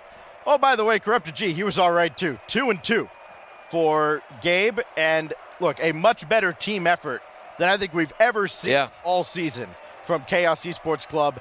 And we talked about it before. Save their best for last. They certainly did. Yeah, and if they're going to make a run, this is their time. They just beat out Bullsend, who is number 2 in the league. And now they come through swinging with probably some of the best mechanics we've seen so far. I mean, maybe Charlotte could match that. But even then, how are you going to save a flip reset with that much space in there? The way Mektos used his car. And then Taroko coming into Game 3. Are you serious? The backboard play, everything was flowing and on point for Chaos. Get a load of these results for Chaos. They go 5 games and lose to Afterthought, RBG, Charlotte Phoenix, and Compadres. Yeah. And then they come up with this win over Bullsend, the last of the big 4 that they had to face in the rival series. Where was this? Right? Yeah. Well, that was, if I remember correctly, one of the results that the Charlotte Phoenix would have needed to lock up top 4. I will double check in a moment. But who does know all of that? James and Subi, and they're going to have Charlotte Phoenix coming up in our next match. They've got Zookeepers, who have just battled everybody all season long. Now they get to go against the consensus best team in the league. Don't go anywhere. The top dogs, Charlotte Phoenix, are up next.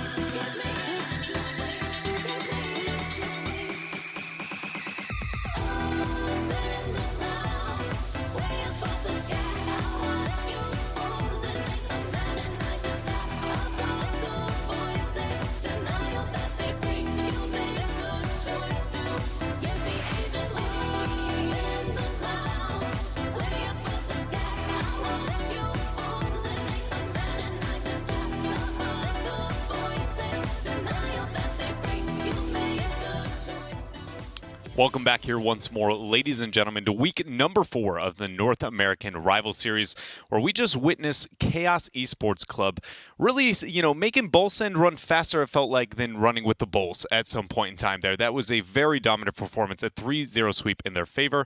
Hello and welcome. I am your host, Wade Dreadnought Penfold, and of course, we have some guys up here to break down some of the action over today here with me, and it is none other than Subi and James Bot. Guys, I think how it was put by our past casters was, where was that all season? I have no idea, but those shots, that flip reset, I made an earlier call today that RizX's shot, his flip reset was going to be the best shot that we'd seen. Honestly, I might have to compare those shots. Go back and watch the tape after? Yes, that was a stunning performance there from Chaos. That was great. To say the least about him. I mean, those shots were incredible. The passing plays were incredible, but Bolsend just didn't really seem to show up that match. So you could say, where was this Bolsend team all season? Because this wasn't them. This was not Bolsend, not the Bolsend we're used to, at least. Absolutely. Usually calm, so talented. But, if you're Charlotte, you're enjoying that. You're happy watching that happen. Absolutely. Yeah, being able to spread themselves a little bit farther when it comes to the standings and ensure their positioning a little bit more due to that result coming out from Chaos. But the action here for North America is clearly not coming to an end, as we do, in fact, have Charlotte themselves. Charlotte Phoenix is one of our 2 teams in our next series, taking on Zookeepers. Our second glance of them here on today's stream, already with a loss on the day. And guys, judging by the names on Charlotte Phoenix and the success that we got, or the lack thereof, from Zookeepers already today, I have a hard time imagining that this is not just another W under their belt, really. No, the Zookeepers looked very good going up against the Compadres. A lot of goals put on the board, but unfortunately, it's not going to be that easy up against Charlotte Phoenix. They are a very defensively stanced team. They do very well transitioning from defense over to offense, so Zookeepers are going to have their work cut out for them, that's for sure. And Shadow, what a pickup he's been. This is the old Splice roster. Yeah. They got dropped by Splice, and now Charlotte Phoenix, the new name. And Shadow was coming in to fill in for Nose Dude, and there were questions around, how good will Shadow be? And I think what he's proved is that he was a great pickup. Yeah, I mean, he's already got, 22 goals on the season. He's leading his team in that regard, and then also putting up assists as well. He's just all over the place for this team. You couldn't have asked for a better pickup because Karma and Jay Wiz just have such a good connection with each other, knowing where each other are on the field and having that camaraderie and bringing in a new player that didn't disrupt it at all is a good thing to see. Yeah, and this is the best season to be hot. Top 2 automatically getting in, so can they keep it up here? This win would be massive for them, and then, their season will shift to focusing towards that promotion tournament, which 2 spots up for grabs. The first thing I was going to ask before you guys went into that story was just about, clearly I knew a little bit about Splice, but not with Shadow coming in for Dude with the Nose, right? So you guys, in short, he has been absolutely outstanding, it seems like, based on the tone that you guys have given so far. Is that, almost like an outlier at this point, the way you guys are painting it? Oh, if you haven't watched any rival series this season, watch out for Shadow because he is going to make highlight reel plays up and down the field. He is so fun to watch, but with the way this season's going, he's not going to show up at all now that I've heard. Well, you never know, right? With Bull Send, we expect that from Com, and it didn't happen. But then Mekdos was also just insane. Any given day, players can step up and play well. Right. But up to this point, Shadow has proven that he is RLCS caliber, and Charlotte is on that hunt to get it back in, and who knows? Maybe we'll see more magic from them once they get in. Well, it's time to see whether or not the Zookeepers can really bring a big enough of an upset and maybe cause a bump on what feels like the upward trek that we see here from Charlotte Phoenix themselves here. It is time for our predictions in this series, guys. I have a hard time imagining this is going the other way. Is everybody sitting on the Phoenix side or what? I'm going to have to go ahead and say yes to that one. They've only lost once this season to Bull Send, and I don't see Zookeepers doing anything to upset Charlotte Phoenix's hopes at number 1. Zookeepers, they got their hopes eliminated. They are going to be eliminated from the rival series. Charlotte will probably be finishing towards the top, so I've got Charlotte. I had, for some reason I was coming up with some way that a Bull somehow counters a Phoenix in some way, shape, or form, but the Zoo might be enough to be able to handle it. But I wasn't witty enough to be able to. A lot of moving pieces there. TLDR is I'm also with Charlotte Phoenix. Clearly a very, very skilled roster, and to be completely frank, always been a Karma fanboy, so I'm excited to be able to see the action that they have here. And I think we're going to waste no time here, guys. You can go ahead and take it away. I'm excited to see here what we get here from Shadow, the way that you guys have been talking about it. Thanks, Dred. And Subi, what do you think we should expect from Shadow in this particular matchup? Do you think this is a Zookeepers, they've had a struggle, only one series win, but multiple Game 5s, even against some of the top teams. Do you think this is going to be close, or do you think this is one that Shadow and the team are just going to run away with? If Shadow shows up, there's no question in my mind that this is going to be a 3-0 sweep in favor of Charlotte Phoenix.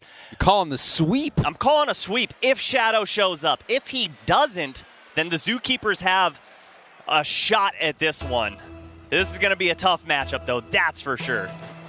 Game 1, Charlotte up at the top of the leaderboard, and NA going up against Zookeepers down at the bottom. And Shadow almost on cue, getting an air dribble goal. Looking comfortable here, starting in game number 1. Porklet with a good carry, but you can't expect to have the ball that long going up against a team like Charlotte Phoenix. They're just going to put tons of pressure on you. Already getting that pressure mounted. Karma waiting for Jaywiz. Jaywiz the pass down, and Karma just hitting that ball wide. Didn't make great contact. Porklet, we saw him have some pretty good goals earlier in that series loss. Bambi as well. Karma launching that towards the backboard, a hit downfield. Jaywiz cuts in front of Bambi. Now Tool will push that forward, get the boost steal. Stops Shadow from getting it out. Karma will go for the clear off the ceiling and down. And Jaywiz will clear to the corner. Off the corner now, back out into the middle. Tool. Just send that long. And speaking of Tool, if the Zookeepers team is going to be successful against Charlotte Phoenix, he needs to absolutely step up He had 2 goals and 2 assists earlier on in the day against the Compadres, but he's going to need to do a lot more if his team wants a hope at winning, and a good block there from that man I was just speaking of, Tool.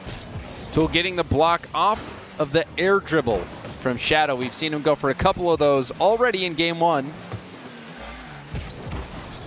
Karma passing over to Jaywiz. Stopped by Bambi. Comes back out to Karma, who hits it straight up off the ceiling. Will look for a solo play. Gets the dunk. And the ball bouncing into the corner. Bambi clearing down the sideline. Shadow there. High hit off the ceiling and down to Karma. Karma off the backboard. Chance for Jaywiz, and that's a save from Tool. And if he puts that to the left or right, more than likely going to be a goal, but he fired it right down the gut at the defender that was just waiting for it. And an easy save put on the board, but they're not done. They're continuing to batter the corners, and Karma capitalizes. That splash goal explosion not getting old. As Karma off the pass from Jaywiz, Porklet and Tool both out of position to get that stop. The Charlotte Phoenix just at the halfway point about getting this first goal. Subi, you predicted the 3-0 sweep. So far, Charlotte has been dominating the possession. Yeah, Zookeepers just need to push forward a little faster, taking a little bit too long to make challenges on the ball, giving Charlotte Phoenix way too much space. Jaywiz off the backboard, down. Bambi gets a piece of it. Karma, a quick turn. Will turn away. Shadow passing down. Double commit from Zookeepers. Jaywiz hits it over to Karma. Karma back to Jaywiz, going for the shot. Bambi broke up that play. Karma still keeping the pressure going. Shadow coming in. Tool is able to hit it downfield. Long hit to Karma. Puts it up off the ceiling. Porklet dropping it down. Tool missing the ball, perhaps thinking Shadow was going to come for it as well, going for the challenge. Karma denies backboard. Controls it past another. Tries to get the 50, but can't get the win. Also missed the boost in the corner and now gets demoed. Bambi turning to make the save as well.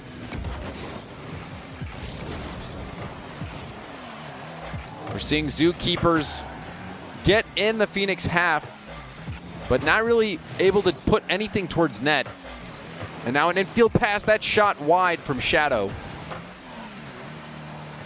And the Zookeepers right now, they're doing a good job of trying to get into the offensive half of Charlotte Phoenix, but there's no second follow-up coming from them. They have an initial shot that's going to get blocked pretty much 100% of the time against Charlotte Phoenix. You got to get creative here. Bambi looking for a double tap, but Karma already up in the air, puts it into the corner. Perfect clear and a great pass forward, but that one snipped out by Bambi. Good little bump there to get Karma off the ball. Physical play, ending any hope of Karma getting a shot.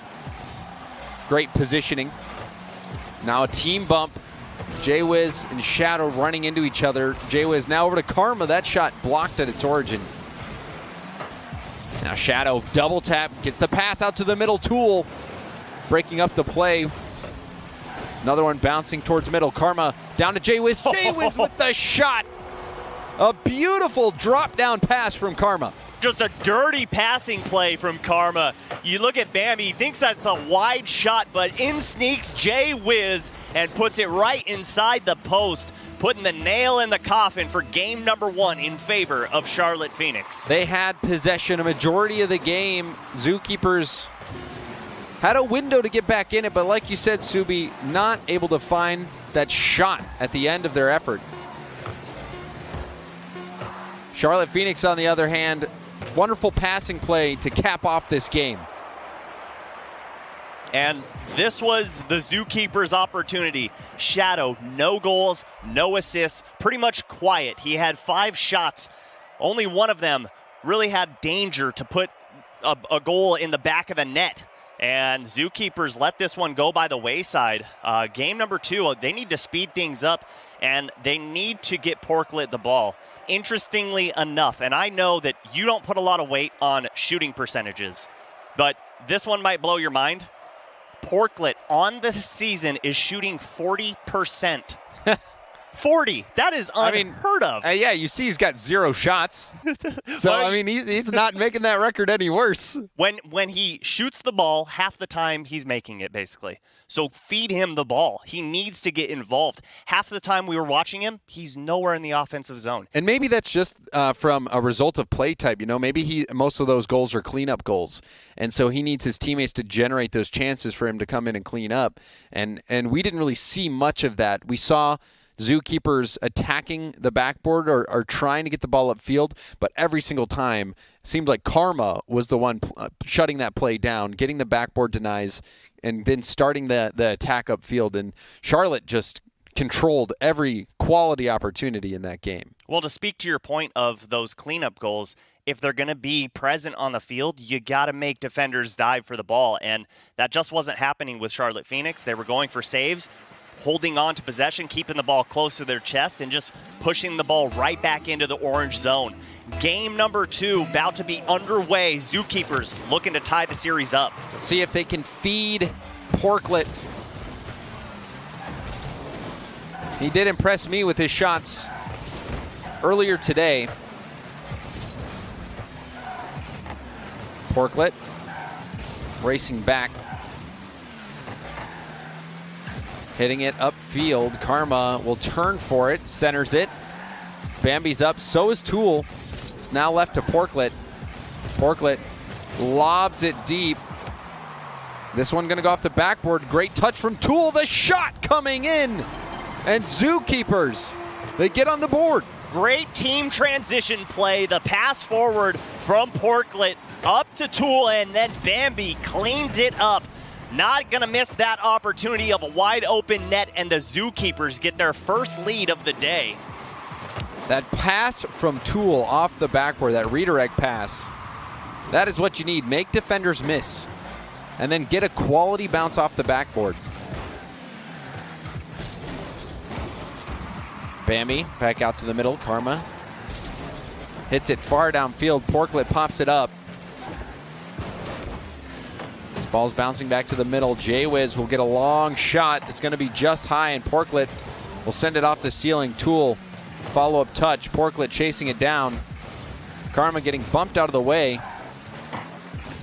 Jaywiz up the sideline. Karma will take over. Interfered with by Bambi. Ball up into the middle. Hit across the net by Jaywiz. A block from Shadow will send it off the ceiling. Bambi hits it downfield. Jaywiz cutting the play off. Will chase this down again. No, he leaves it for Karma. Now head off the ceiling. Shadow putting it off the ceiling again. A miss from Jaywiz. Follow up from Karma. Double commit. Shadow and Karma both going for it. That's a rare double commit coming out from them. And Tool gonna take advantage of the turnover in their zone. Here comes Bambi off the backboard, but Shadow well read off that backboard. Good transition once again from Charlotte Phoenix, and a good demo from Karma. Can't open things up as Bambi clears that one away. Bambi, great speed. Now the shot opportunity. Karma able to score it off the pass from Jaywiz. Jaywiz and Karma just connecting with each other all over the field. Both times they've scored together, they've been assisted off one another. It's a beautiful thing to see, and they tie this game up right under 3 minutes. The rotations never got back in order after that demo. Charlotte Phoenix getting that equalizer. Now another chance. And a breakaway opportunity. Porklet sees the net open. Or Tool rather sees it open and just has a wide open net.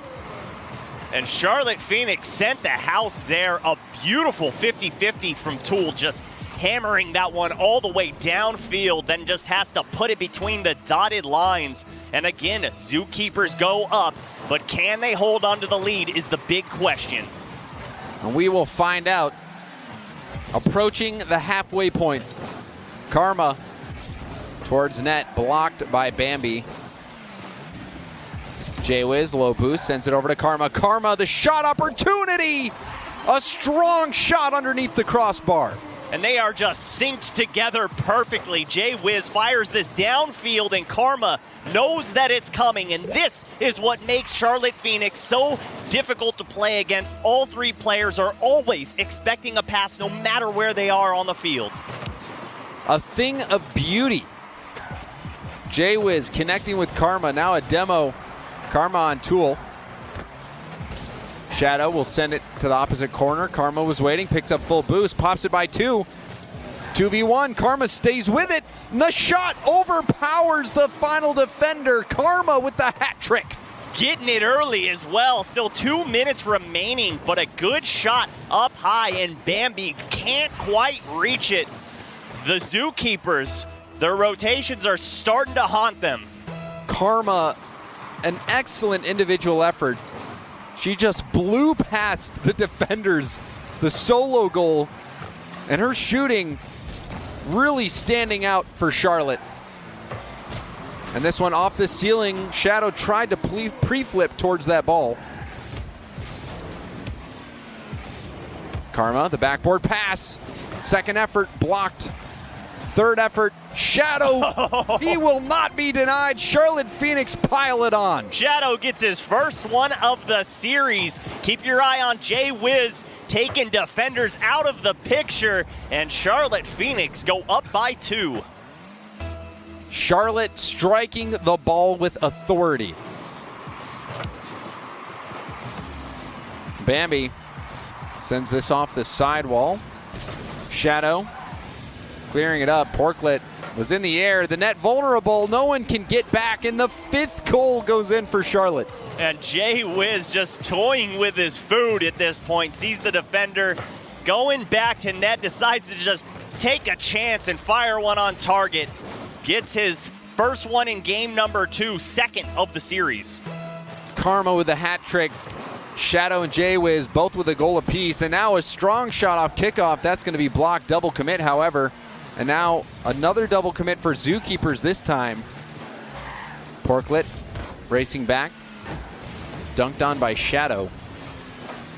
Now counterattack. Porklet rather hits a strong hit upfield. Karma on the outlet. Gets it off the backboard, but Bambi breaks up the play. Jay Wiz across net. Porklet moving in. Puts it off the backboard, and now a block by Bambi, bounces out, and Jay Wiz will get this save and clear it. Oh, Karma taking 2 out with 1 strike. And then I believe it was Shadow got the other one. All 3 players for Zookeepers demoed. What better way to give yourself possession than to take all of your opponents off the field? And Jay Wiz taking Tool out. Charlotte Phoenix playing with a purpose right now. Can really see that they are head and shoulders above many teams in the rival series. Zookeepers not out of it yet.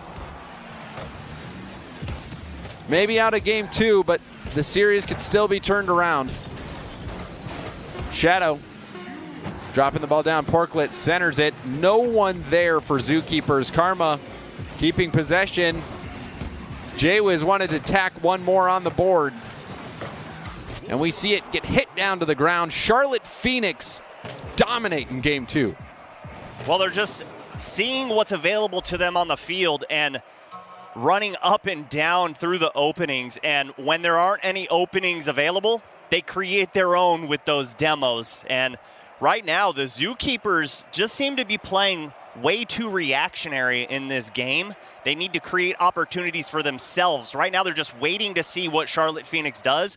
And when you have players like Karma, Jay Wizmont, and Shadow up on the field that can do anything in the air and put the ball anywhere in 1v1 scenarios, you can't play like that against them. It's tough, especially when they're doing all the things that you should be doing. They're doing it to you. We see the passing from Jay Wizmont. Karma getting a hat trick. We saw the solo goal that she had. Charlotte are just looking, they're just looking better, and Zookeepers struggling to keep up in every aspect of the game. Yeah, and Zookeepers backs against the wall right now. They're down 2 games. I really feel like you just have to throw everything at this game. You just say, you know what? Ball chase, is that what you're saying? Ball chase. Just ball chase. Ball chase, demo, just play like you're playing solo standard. Just don't even care. It's one of your last games of the season. Just go for it. Just go for it. Try something new. Throw everything, including the kitchen sink. This cautionary, just static gameplay isn't working. They need to be dynamic right now, and right now Charlotte Phoenix is reading their gameplay, so switch things up. Yeah, got to risk the biscuit, just start playing a little faster, and if you make mistakes, so be it. The last game of the series, if Charlotte can get the win here. Zookeepers, they've struggled to keep pace. Jaywiz downfield, getting some assistance. Karma off the backboard, going for the bump. Tool dodged it. Now Tool getting challenged. It kicks back to the middle. Karma has to challenge Porklet, and Jaywiz gets the demo. See, that was good speed right there, but then just wide open. Tool and Porklet rather went all the way back to gather up some boost. Stay at midfield. If you got 30 in the tank, you got 30 in the tank. That's what you have to work with. Just turn and go for it. And the demo's still coming out. Porklet has to jump over it, getting bumped there. Jaywiz has plenty of boost to contest this ball and does get the challenge. Oh, you're Karma kidding. Off the backboard. Ball kicked out. An infield pass to Shadow. Charlotte are picking Zookeepers apart. You just can't defend these plays. Karma with the hard redirect, and then Jaywiz with the soft touch to find Shadow in the box. Charlotte Phoenix go up by 1. Charlotte Phoenix, the distribution is there. Jaywiz with the playmaker last game. The vision to find Shadow. See multiple Zookeepers going for that ball. And now another double commit from Tool and Bambi. Ball floating up in the air. Karma just going to double back. Oh, risky bounce. Porklet was just too close to the action. Gets the demo, however. Shadow wanted to pass it over and gets the clear. That was a precarious spot. Yeah, what a double touch. No one expecting that one, and it turns into offense for him, and Karma turns that one away. Porklet looking upfield for Bambi. Bambi over to Tool, but Shadow saw it coming from a mile away. Jaywiz popping it up for Shadow. Shadow, the shot down. His second. Jaywiz, he's feeding him. And he's just starting to heat up, James. And he is dangerous when he starts finding the back of the net. Does exactly so here in game number 3 as Charlotte Phoenix are up by 2. In absolute control of his car. We see the play off kickoff from Charlotte Phoenix. Going to the drawing board for that one. But the shot from Shadow, he was in full control of his car. Air rolling the entire time and also just getting the perfect air roll so he's spinning into the ball to just get that little bit of extra power. And the shot, is it too much? It is! Karma, the third for the Charlotte Phoenix as they just batter Zookeepers over and over. That one just a little too spicy to handle and just dies on the goal line and barely dribbles its way to the back of the net. Karma getting her 5th of the series. Looking for the 6th as that's turned aside by Porklet. Bambi in front of the box, and Karma will take over. The shot coming in, Jaywiz does well to save it. Another shot, it's going to be high, bouncing out. Follow-up, another opportunity. The shot's continuing to come in, but Zookeepers can't break this Charlotte defense. Got to be creative against a team like Charlotte Phoenix when you've got this many veterans on there with some RLCS experience, behind them to boot. They've seen it all. You can't just fire just plain shots on net. That won't cut it, especially with the types of goals Charlotte has been putting in. And another opportunity. Jaywiz looking for Karma in the middle. It was just out of her reach. Porklet low on boost, gets beat by Karma, bouncing off the backboard. Tool is there. Help from Bambi. But now back out to Karma. Karma going for the 50. Shadow's there, pops it by Tool. We'll have some space. Pops it by another. Porklet, the last defender left, hits it off to the side. Jay Wiz, he's been able to find his teammates in the mid. Yeah, I'll say playmaker in this game. He had 2 assists in game 2 and 1 in game 1. He's got 20 on the season. And even had a playmaker last game as well. So he has been lights out from a distribution standpoint. Jay Wiz forcing that ball to get popped up. Karma letting the hit come in. Gets the block off the backboard, racing to it. Net vulnerable, not much boost. Went for the flick, and Bambi was there for the save. Under a minute left. Charlotte Phoenix, pure domination so far in this series. Time running out for Zookeepers. Shadow upfield. He'll leave it for Karma to air dribble. Just playing defense right now. Want this time off the clock. As Charlotte Phoenix inch closer and closer to that 6-1 record, which would leave them all alone at the top, and Karma puts one more in for good measure. She's just inching closer and closer to 20 total goals on the season, that one being her 19th total. And Jay Wiz with yet another assist here in game number 3. Charlotte Phoenix with this No one's going to be able to touch them. No one are going to be able to touch them because they still only have 9 losses in the entire season. This will move their game differential to plus 11 as Charlotte Phoenix sweep the Zookeepers.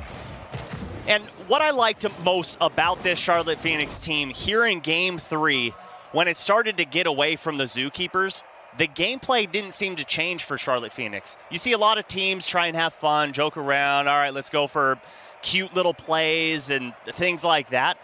Not from Charlotte Phoenix. They've got a game plan, they're sticking to it, and they don't want bad habits to form. They're just doing their work. Hey, we're clocking in. Okay, right now it's time to clock out. Now they're going home to celebrate. Just another day in the office, Exactly. And they really handled their business. The passing was there more than any other series that we've seen today. Zookeepers were giving Charlotte space, and Charlotte were taking that space, and most of it was Jay Wiz. He was finding Shadow, finding Karma in these openings and just giving them these shot opportunities that they were sinking. It was great. Well, and when you're not scoring, you're not going to win games, and Zookeepers were unable to bring that offense, and that's because Charlotte Phoenix is a team that passes, and that's what it takes to be at the top of the pack. And that's the same thing we saw from the old Splice roster with Nose Dude, was that this was a team that knew how to play as a team. The sum was greater than the individual parts, and that's the way Karma makes her teams. That's the way she plays, and they got the win here. They're sitting at the top of the leaderboard in North America. We're going to go to a quick break, but when we come back, the last match of the day. Compadres going up against Afterthought. Stay with us.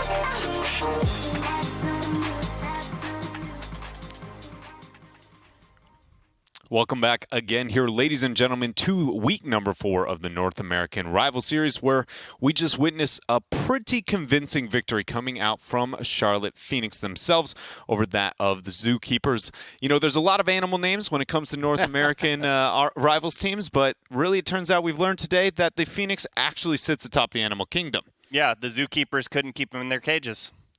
They flew. I mean, yeah, they. I thought you were going to say they flew right on by. I was like, I love this animal. I was thinking about it, but then I chose better. You know, that is a wise choice. Thank you. You're welcome. a level of maturity that maybe at least myself and Subi do not, in fact, have. But any thoughts here over that last series? Were you surprised with anything, or was it kind of just another day in the office here, not only for your expectations, but it felt like that of Charlotte Phoenix? I think Charlotte Phoenix proving they are at number 1 for a reason, and we just witnessed why. They take care of business, and they know how to play Rocket League at the highest level. Absolutely. The shooting from Karma and Shadow was a thing of beauty, and the passing from Jaywiz all around. Charlotte Phoenix just putting on display their skills, and they know what's on the line this season. This is the most important rival season to date, so they're showing up at the right time. Yeah, Karma was disappointed with their performance last season in RLCS. Don't want another one of that one, so they are just going to prove, hey, we deserve to be there again. We're going to just march on through the rival series and go right back. What a tale that's been, really. You know, the level of heart and commitment, I feel like, from that roster, really from appearance number 1 within the rival series, has been very, very impressive. But, you know, Charlotte Phoenix and the rest of the squad is not the only roster we are keeping our eyes on here. Clearly, we have another match here for you guys at hand, and it's going to be between Afterthought and Compadres. And Afterthought is definitely a roster where a couple of names pop up to my mind that were a little bit more recognizable there with Sathu and Dapper. But, you know, is there anything that we can expect here, maybe from you, Subi, that you want to see for either side here of the teams down on the pitch? Well, for me, it's got to be on the side of Afterthought. Last week, they did win against RBG, but the thing that has me scratching my head is Sathu had no goals in the entire series, and it went all the way to game number 5. So I think if they're going up against Compadres, who looked very good today, they're on a winning streak right now. They did beat the Zookeepers. They need Sathu to contribute on the field. He needs to get some goals to help Dapper and Shock out. I agree with you 100%. Afterthought, this is a critical moment in their season. Going up against Compadres, Afterthought, a win here would greatly improve their chances at a top 4 finish going into the final week of league play for the rival series. Afterthought, you know, these names are all players that you have heard of. Dapper and Sathu, players that we saw compete in the RLCS. Shock was a player, you know, that was teaming with players in the past under the same name at WSOE who are now RLCS players. So you look at that roster, you expect great things. However, like you said, Subi, Compadres, they were playing well earlier today, so it's not going to be easy. No, I've got a lot of faith in this Compadres roster. They've proven a lot of times that they are a high production team when it comes to offense. They just aren't too reliable from game to game. They tend to really have some inconsistencies from game 1 to game 2. It sometimes looks like a different team. Going up against Afterthought, they're going to need to play consistent every single game because this is one of the best teams in the rival series. But one thing that I do know is if you are a fan of the Phoenix, you're rooting for Compadres because with the Compadres win, Phoenix are guaranteed a top 4 spot. And what does that mean? If you're top 4, then you are going to be going to that rival series playoff where 2 teams from the playoff will get in to the RLCS no matter what. And if you lose, if you're one of the 2 teams that lose, you still have a chance by playing the 7th and 8th teams in the RLCS for a chance again. So this is a situation we might see only one time in the history of Rocket League esports. Four teams from the rival series could potentially get in to the RLCS next season. Yeah, that's actually really interesting when you put it that way, because you are right. It could be one of a kind. The moment that we witness something that may never be witnessed again. So now we got to go ahead and ask here on the series, who do you think, in fact, will win it here between Compadres and Afterthought? Oh, this is such a hard question for me. I love both of these teams. Dapper, one of my favorite players in the entire Rocket League ecosystem. Compadres, you got Astro Skills, ZPS. I met all those guys up in Toronto. I'm going to just cut to it. Afterthought. I have to pick them in this one just based off their record, their gameplay, and how this matchup really looks on paper. Yeah, I'm going with Afterthought as well. I am a big believer in this squad. These guys are 2 former RLCS players. I think they're going to get back. So Afterthought for me. And as always, outside of, I think, one outlier case there, I've been sticking with what I am most comfortable with in those names that seem a little bit more recognizable here to myself, and it sits on the side of Afterthought as well. A very formidable team here, but, I can't help but feel like after the way that we saw games play out today, I wouldn't mind if it goes the other way here. The fact that we get to ensure one of those teams that is very, very dominant here so far with that of Charlotte Phoenix. But we're going to go ahead and get our last series here for our stream of North America underway. Boys, let's get it done. Thank you, Dread. And Subi, we'll say it again. If you are a Charlotte Phoenix fan, you are rooting for Compadres here. You want them to get the win because if they can, that top 4 finish is going to be invaluable. Charlotte Phoenix can then coast to the finish, and you still want to finish.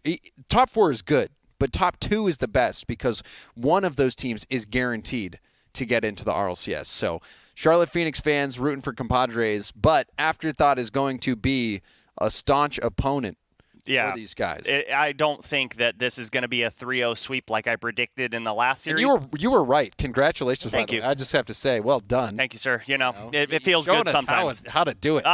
Sometimes you get them right. But I'm not that confident in this one to even call a 3-1 or a 3-2. These boys on the Compadre roster, very dangerous, and it wouldn't surprise me if they do win. I just think Afterthought has a little better shot, as you were talking about, with the experience of the veterans on this team. And you know that the history of these players must be lingering in the back of their opponents' minds as well. As the net is vulnerable, a quick start for Afterthought off the pass from Dapper. And it takes 6 seconds to put the first goal on board. Dapper showing his speed right away with a beautiful pass over to Sathu. And the selflessness, he gave his life for that goal. Now kickoff again, Shock with the challenge, bumps Sathu. Now on the other end, 2 kickoff goals. 10 seconds, 2 goals, and we're back at the start. They just said, hey, all right, we're going to reset. Let's restart game number 1, take 10 seconds off the clock. And that's how you want to answer if you're the Compadres. The pinch off of Shock. I think it was Shock, and then they ran into each other in the back. See if another quickly off kickoff goal takes place.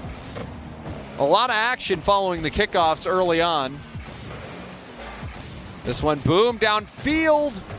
And that hit from Astro was very risky. The precision just on display there, the confidence in his shooting ability. He knew he had to make the touch. And there wasn't room to make a mistake. That would have looked bad.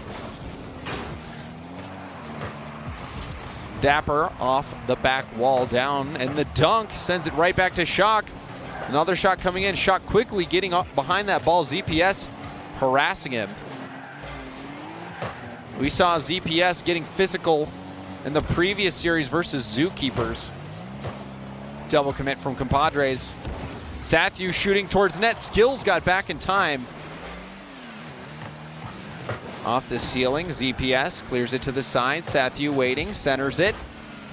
It's popped up. Dapper, shot towards net. That one blocked.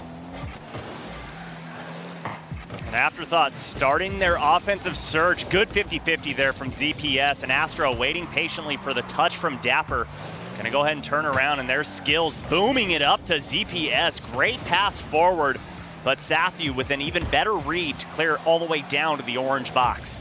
Big clear from Sathu would relieve the pressure. Now the attack is on. Sathu shot towards net. Skills well saved, hitting it to the corner. Dapper can't center it. Now the counterattack is on. ZPS flicking it past Sathu. Tries to get it past Dapper, but it goes straight up. Astro off the sidewall. Skills couldn't get it. ZPS was there.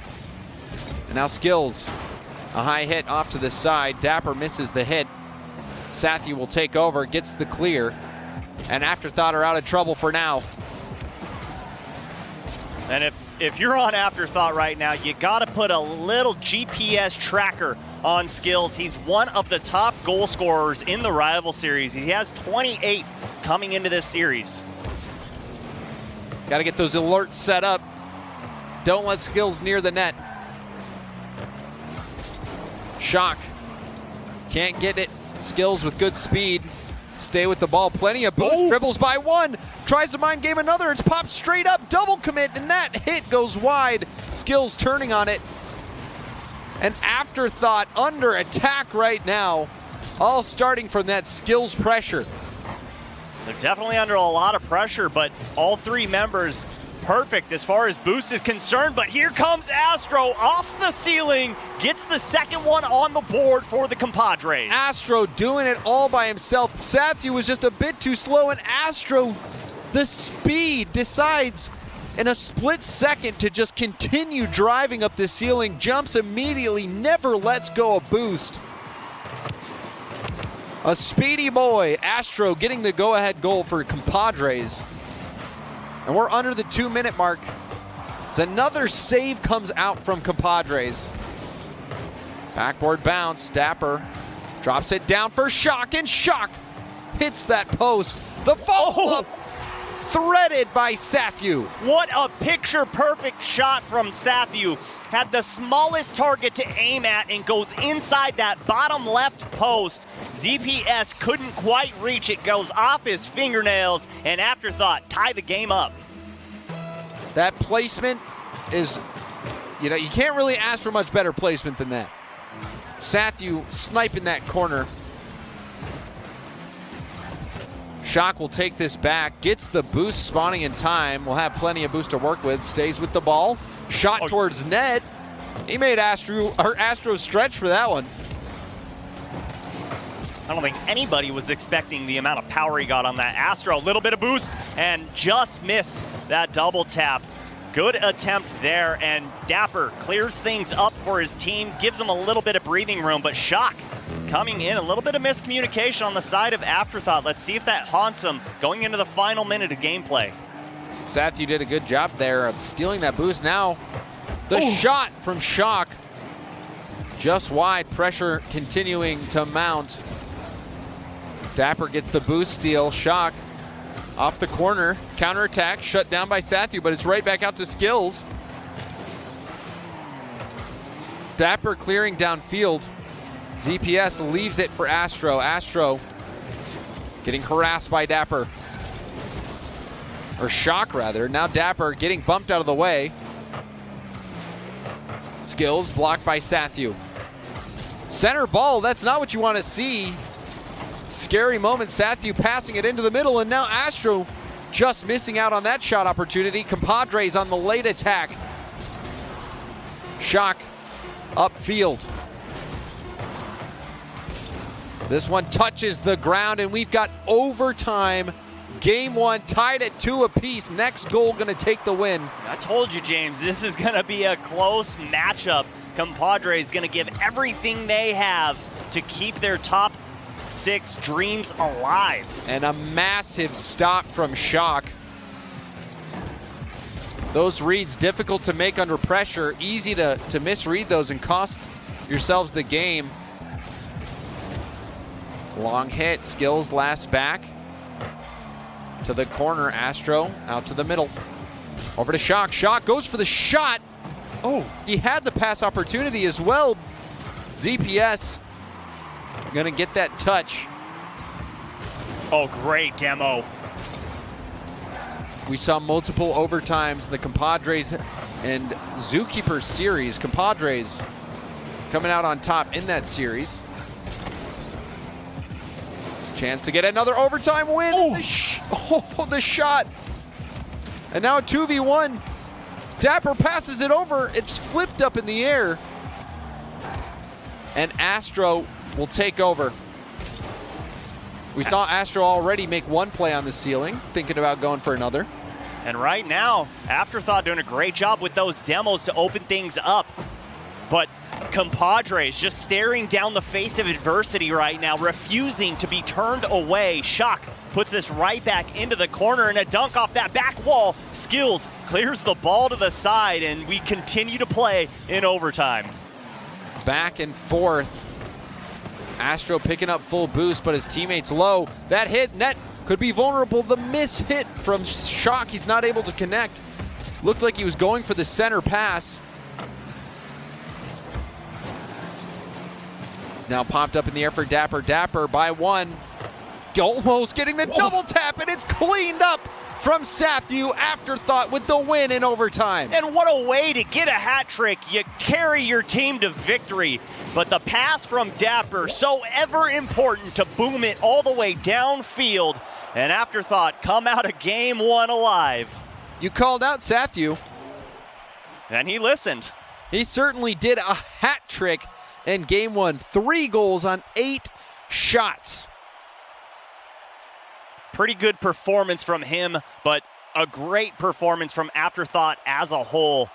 You've got 17 shots in game number 1. That's just some offense right there. They're just peppering the net, just trying to open it. Compadres were right there with them. There was a few key moments, though, where the Afterthought defense held strong. We saw Shock getting that key touch off the backboard. I didn't see who it was that got the second touch in overtime to prevent the shot coming in, but some scary moments there for Afterthought.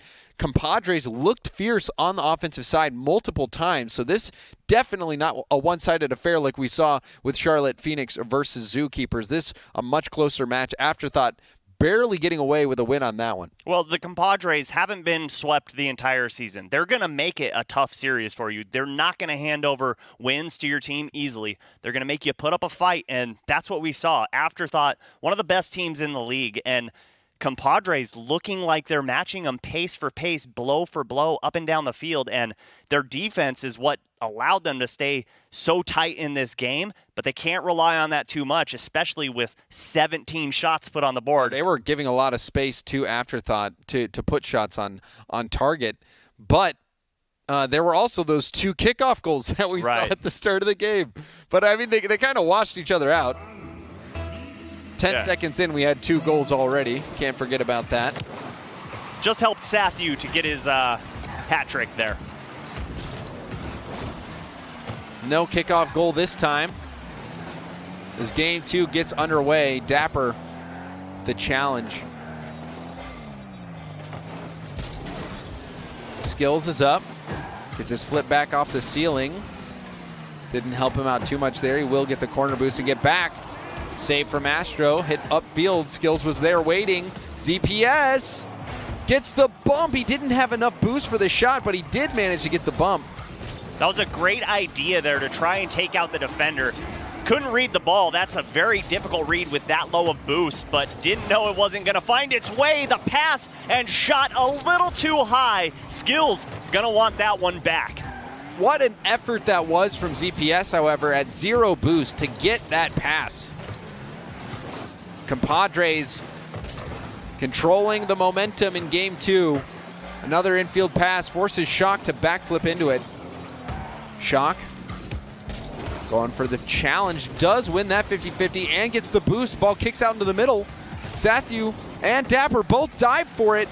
Shock will have to buy time, and he does, hitting it downfield. Great clear to put power on it, to put his team into the offensive half, and Dapper shoots that one on target. ZPS was already up, so kind of scrambles around and just decides to launch this into the blue corner. Astros up, coming off the ceiling, and Shock reads it well. Shock playing great defense all around, even in game 1. Just all over the place, getting stop after stop. And he already has a savior medal in game number 2. There's still 3 minutes to go in this game. Perhaps he can double up. Shock with the challenge. Ball out into the middle. Dapper going for a piece. Sathyew hits it off the backboard. Been thinking about going for that double tap, but he saw the defender in position. Sathyew racing to it. Bouncing down, double commit. Sathyew has to get back in time. It's a race. Astro couldn't get the boost. And you see him not able to get the hit. Nobody clipped that. The ball's finally cleared.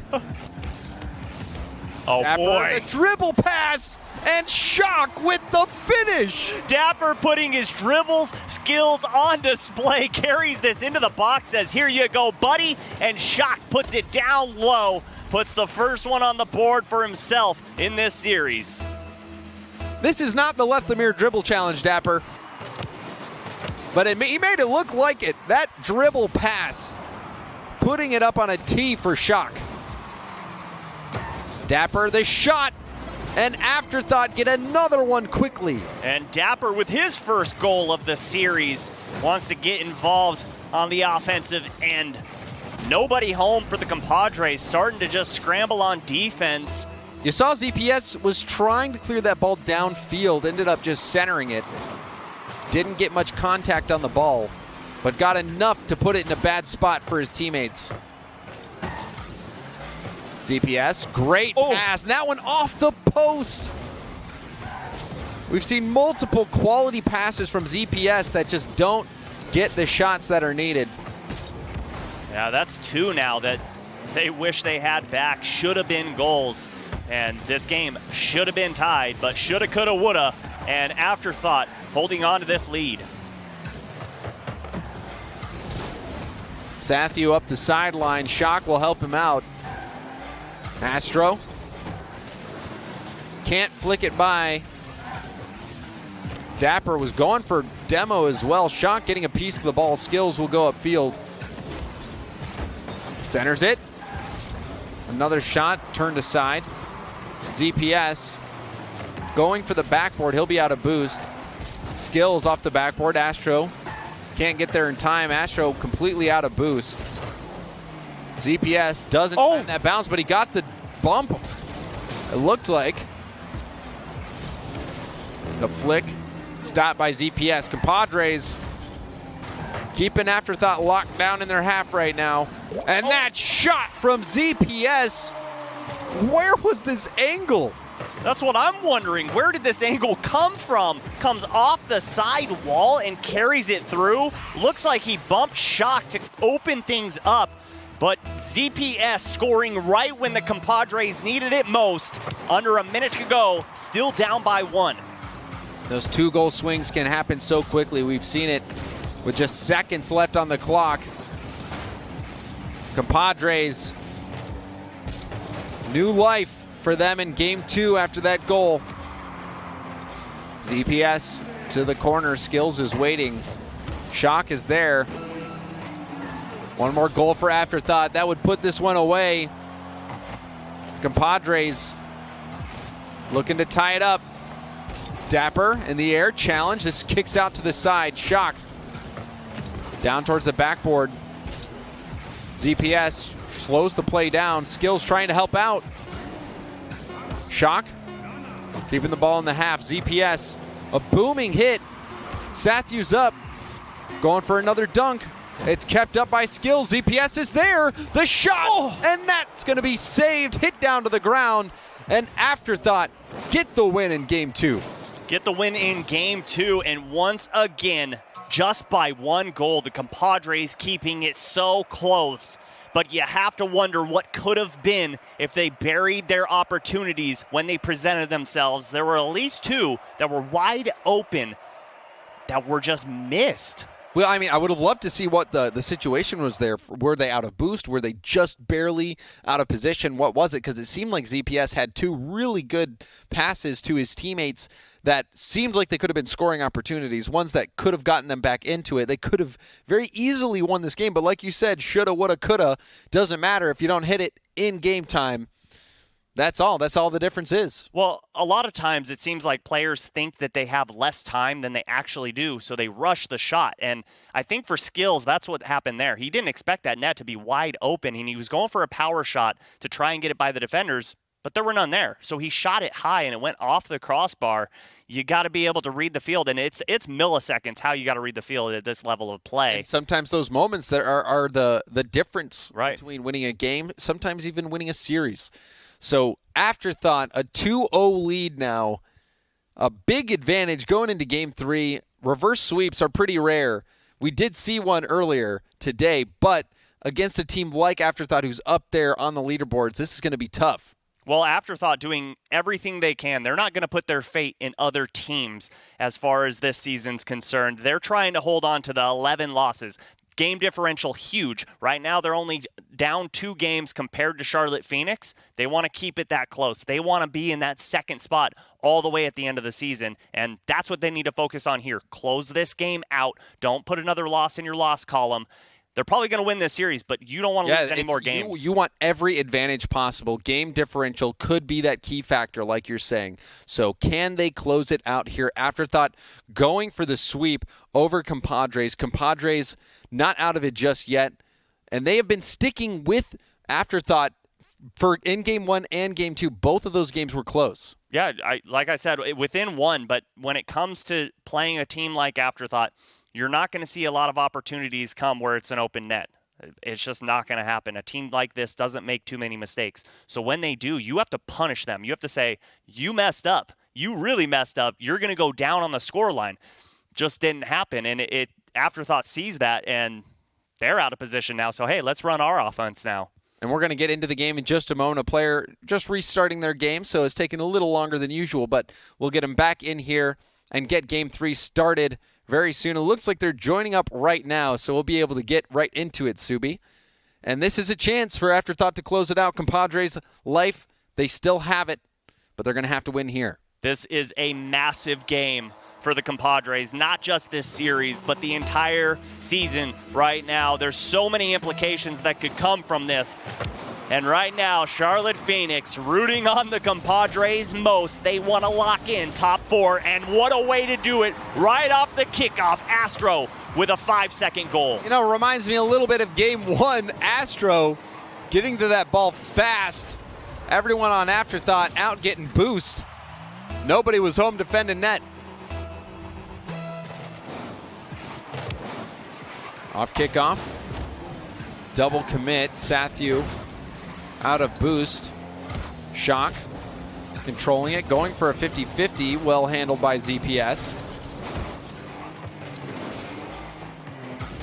Sathu picking up full boost. Center to Dapper. Dapper off the ceiling. Sathu racing to it, but Astro will get there first. Hit it up the side. Where did Shock come from? Came out of nowhere, just trying to put any touch on the ball to throw the Compadres off. And it's worked as they kept that ball in the Compadres' half for a little while, but now the ball back in Afterthought's half. Skills towards the net, hit away from Sathu, and now a clear upfield. ZPS will turn on it. Dapper off the backboard. Shock taking his time. The shot. And that one is slotted top shelf. And Shock showing you why patience is a virtue. Waits for Astro to get all messed up and tangled in net. Fires it right up at the upper 90 and ties this game up right after 1 minute of gameplay. Shock having a great series on both defense and offense all around. making some key plays. Going for another one, gets the dunk, it bounces out. A demo on ZPS from Dapper. Good bounce, double commit. The double commit from Afterthought now on the other end. Compadres keeping the pressure on. Shot down towards net. And that misplay we just saw, James, gotta sting a little bit if you're on Afterthought. Gotta have communication there. Someone's gotta call one of the other players off. Even if it's the player not going for the ball, just say, hey, Dapper's got it, or vice versa. But right there, both players going for it, and missed opportunity. You hate to see players double commit on a nice shooting opportunity. Compadres, their defense has been holding up. They just need to find that little bit extra energy to put themselves over the top. They've gotten so close in Game 1 and Game 2. They have what it takes to get back in this series. Big challenge there. Boost steal.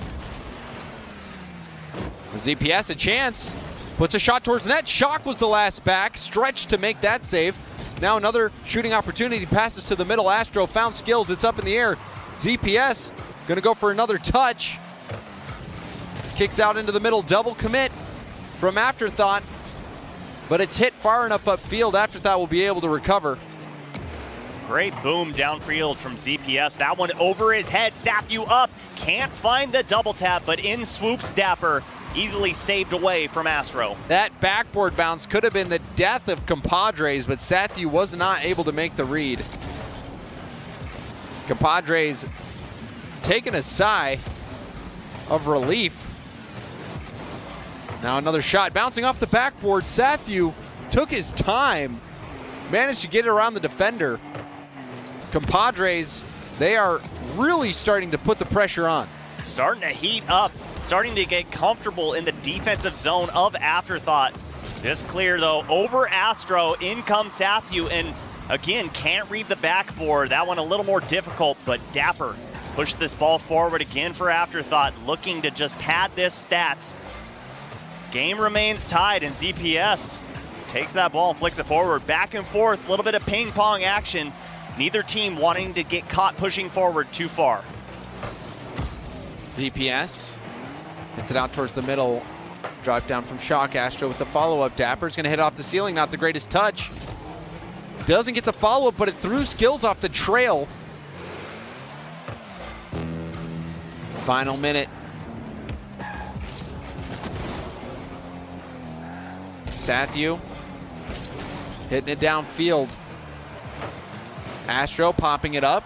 Shock with the challenge. Back down to Skills. Skills booms it. Sathu over to Shock. Shock gets full boost. Opts to clear it. Astro waiting.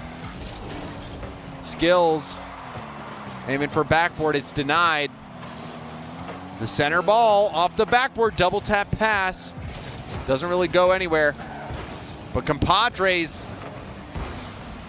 forcing Afterthought back.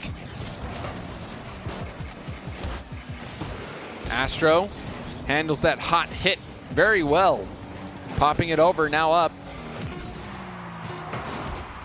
Oh, great dunk. But Afterthought starting to push forward a little bit. Not something you want to do within 30 seconds of gameplay. Pass forward to Sathu just off the crossbar. And what a read to put it in and take game number 3 and the series. Sathu, you madman. Look at this double tap. What on earth? I need to see another. What even? I don't know, but he did it somehow in some way. I was getting ready to look away and prepare myself for overtime, and Sathu hits that shot. You know, you can't criticize him anymore, Subi. I don't want you to criticize Sathu ever again. You know what? You need to apologize. Sathu, I am so very sorry, but I wasn't criticizing him. I said he had to show up to win this game. Yeah, but with that, you implied that he didn't show up before. He didn't. You know, and I know, but that's what I'm saying, you know, because he showed up. He showed up. Did you see that shot? I'm watching that one again, and I'm watching it like at half speed because how? That what? Was beautiful. Where? And we have been blessed with some over or 0-second goals today. We saw multiple buzzer beaters today. That one to cap off the day. That takes the cake that Stacks ate, for sure. I'm hungry now. Well, but let's not get into that. Food's a sensitive topic for me at the moment. But that shot, that really was incredible. An incredible finish from Afterthought. They closed it out. They did exactly what you said they needed to do, which was chase down Charlotte Phoenix at the top of those standings, not only get a win here, but make it a commanding win. They get that 3-game positive differential. That is exactly what the doctor ordered. And Charlotte Phoenix, they're going to have to wait a little bit longer to get that top spot solidified. Well, I just want to know if Dreadnought is used to seeing Sathu come out with plays like that, or if that's something brand new to him. Okay. This is going to get awkward. Okay. So maybe, and this is only a possibility, while I was walking from the green room to here, assuming that would be the end of the series, that all happened. And that there is no television between that location and this. So what I'm trying to let you know is I really want to know what that goal was, because clearly it was nutty. It was nutty. Can you just unfortunately, did he spread his wings? Like, what's the angle on this double tap? Like on a scale of 1, like, it was one of those. Protractors? It was one of those angles where I just thought that it was going to hit. Not or reaching. If he got a hit on it, it would just be a crappy hit. Yeah. But he got power. It was an authoritative strike, and he was able to keep it in the air and get it past the defender at 0 seconds. So it's not going to be a hard shot to find. You just check the VOD, and you skip all the way to the end. Let's play the game. Top of Reddit. Yeah, I can't have a feeling it's going to find its way near there. So I look forward to clicking that future link, but sadly, I wish I cannot speak to that. But by the way you describe it, it does sound like it's an echelon maybe above of what normally we get there from Sathu and the rest of the boys. But though Afterthought as a whole, beyond just Sathu's performance, was it up to snuff, I guess I feel like, to what you guys wanted here? Because I feel like they're a roster with a bit more burden maybe than some of the other ones here within the rival series. No, this is exactly what I wanted to see from Afterthought. This is the type of performance they need to put forth week in and week out, especially if they want to make a name for themselves in the RLCS, which is looking like where they might be heading with this style of gameplay and with Dapper those hits. Dribble pass to Dapper. Disgusting. The pinpoint accurate shots from Shock and from Sathu, the 0-second goal. That series had it all for Afterthought. Everyone getting a piece of the limelight there and showing us what they have. Yeah, that Dapper dribble, and I quote Turtle in the back there, goes, that was basically a handoff. It was so clean, like on that corner, and he just hands it over. Like, would you like a free goal? And he's like, yeah, I'll go ahead and take that there. Very impressive play coming out from Afterthought, and clearly going to be helping them when looking at the entirety of North America, as we are going to bring up our North American standings here as we do find a conclusion to week number 4 for our regulation play here. Still Charlotte Phoenix sitting at the top, and as we said, due to the not having an upset in that last series, unable to confirm their final placements or clinch in any major positioning. But very impressive play here, I feel like, for a lot of the teams throughout today. And also, just to point out that Charlotte Phoenix can still clinch top 2 if they beat Linked Up and Afterthought or RBG lose some number of games. So there is top hopes alive that we'll see come to a conclusion very soon. We're nearing the end. Well, and one of the teams you want to keep your eye on up there is Compadres. They're done. That's all the games they played. They've locked it in. They're 4-5, and now it's up to the rest of the teams to see if they can stay in that top 6. They're there for right now, but many things can change in the last week that we have next week. Yeah, there's no opportunity to mess up now.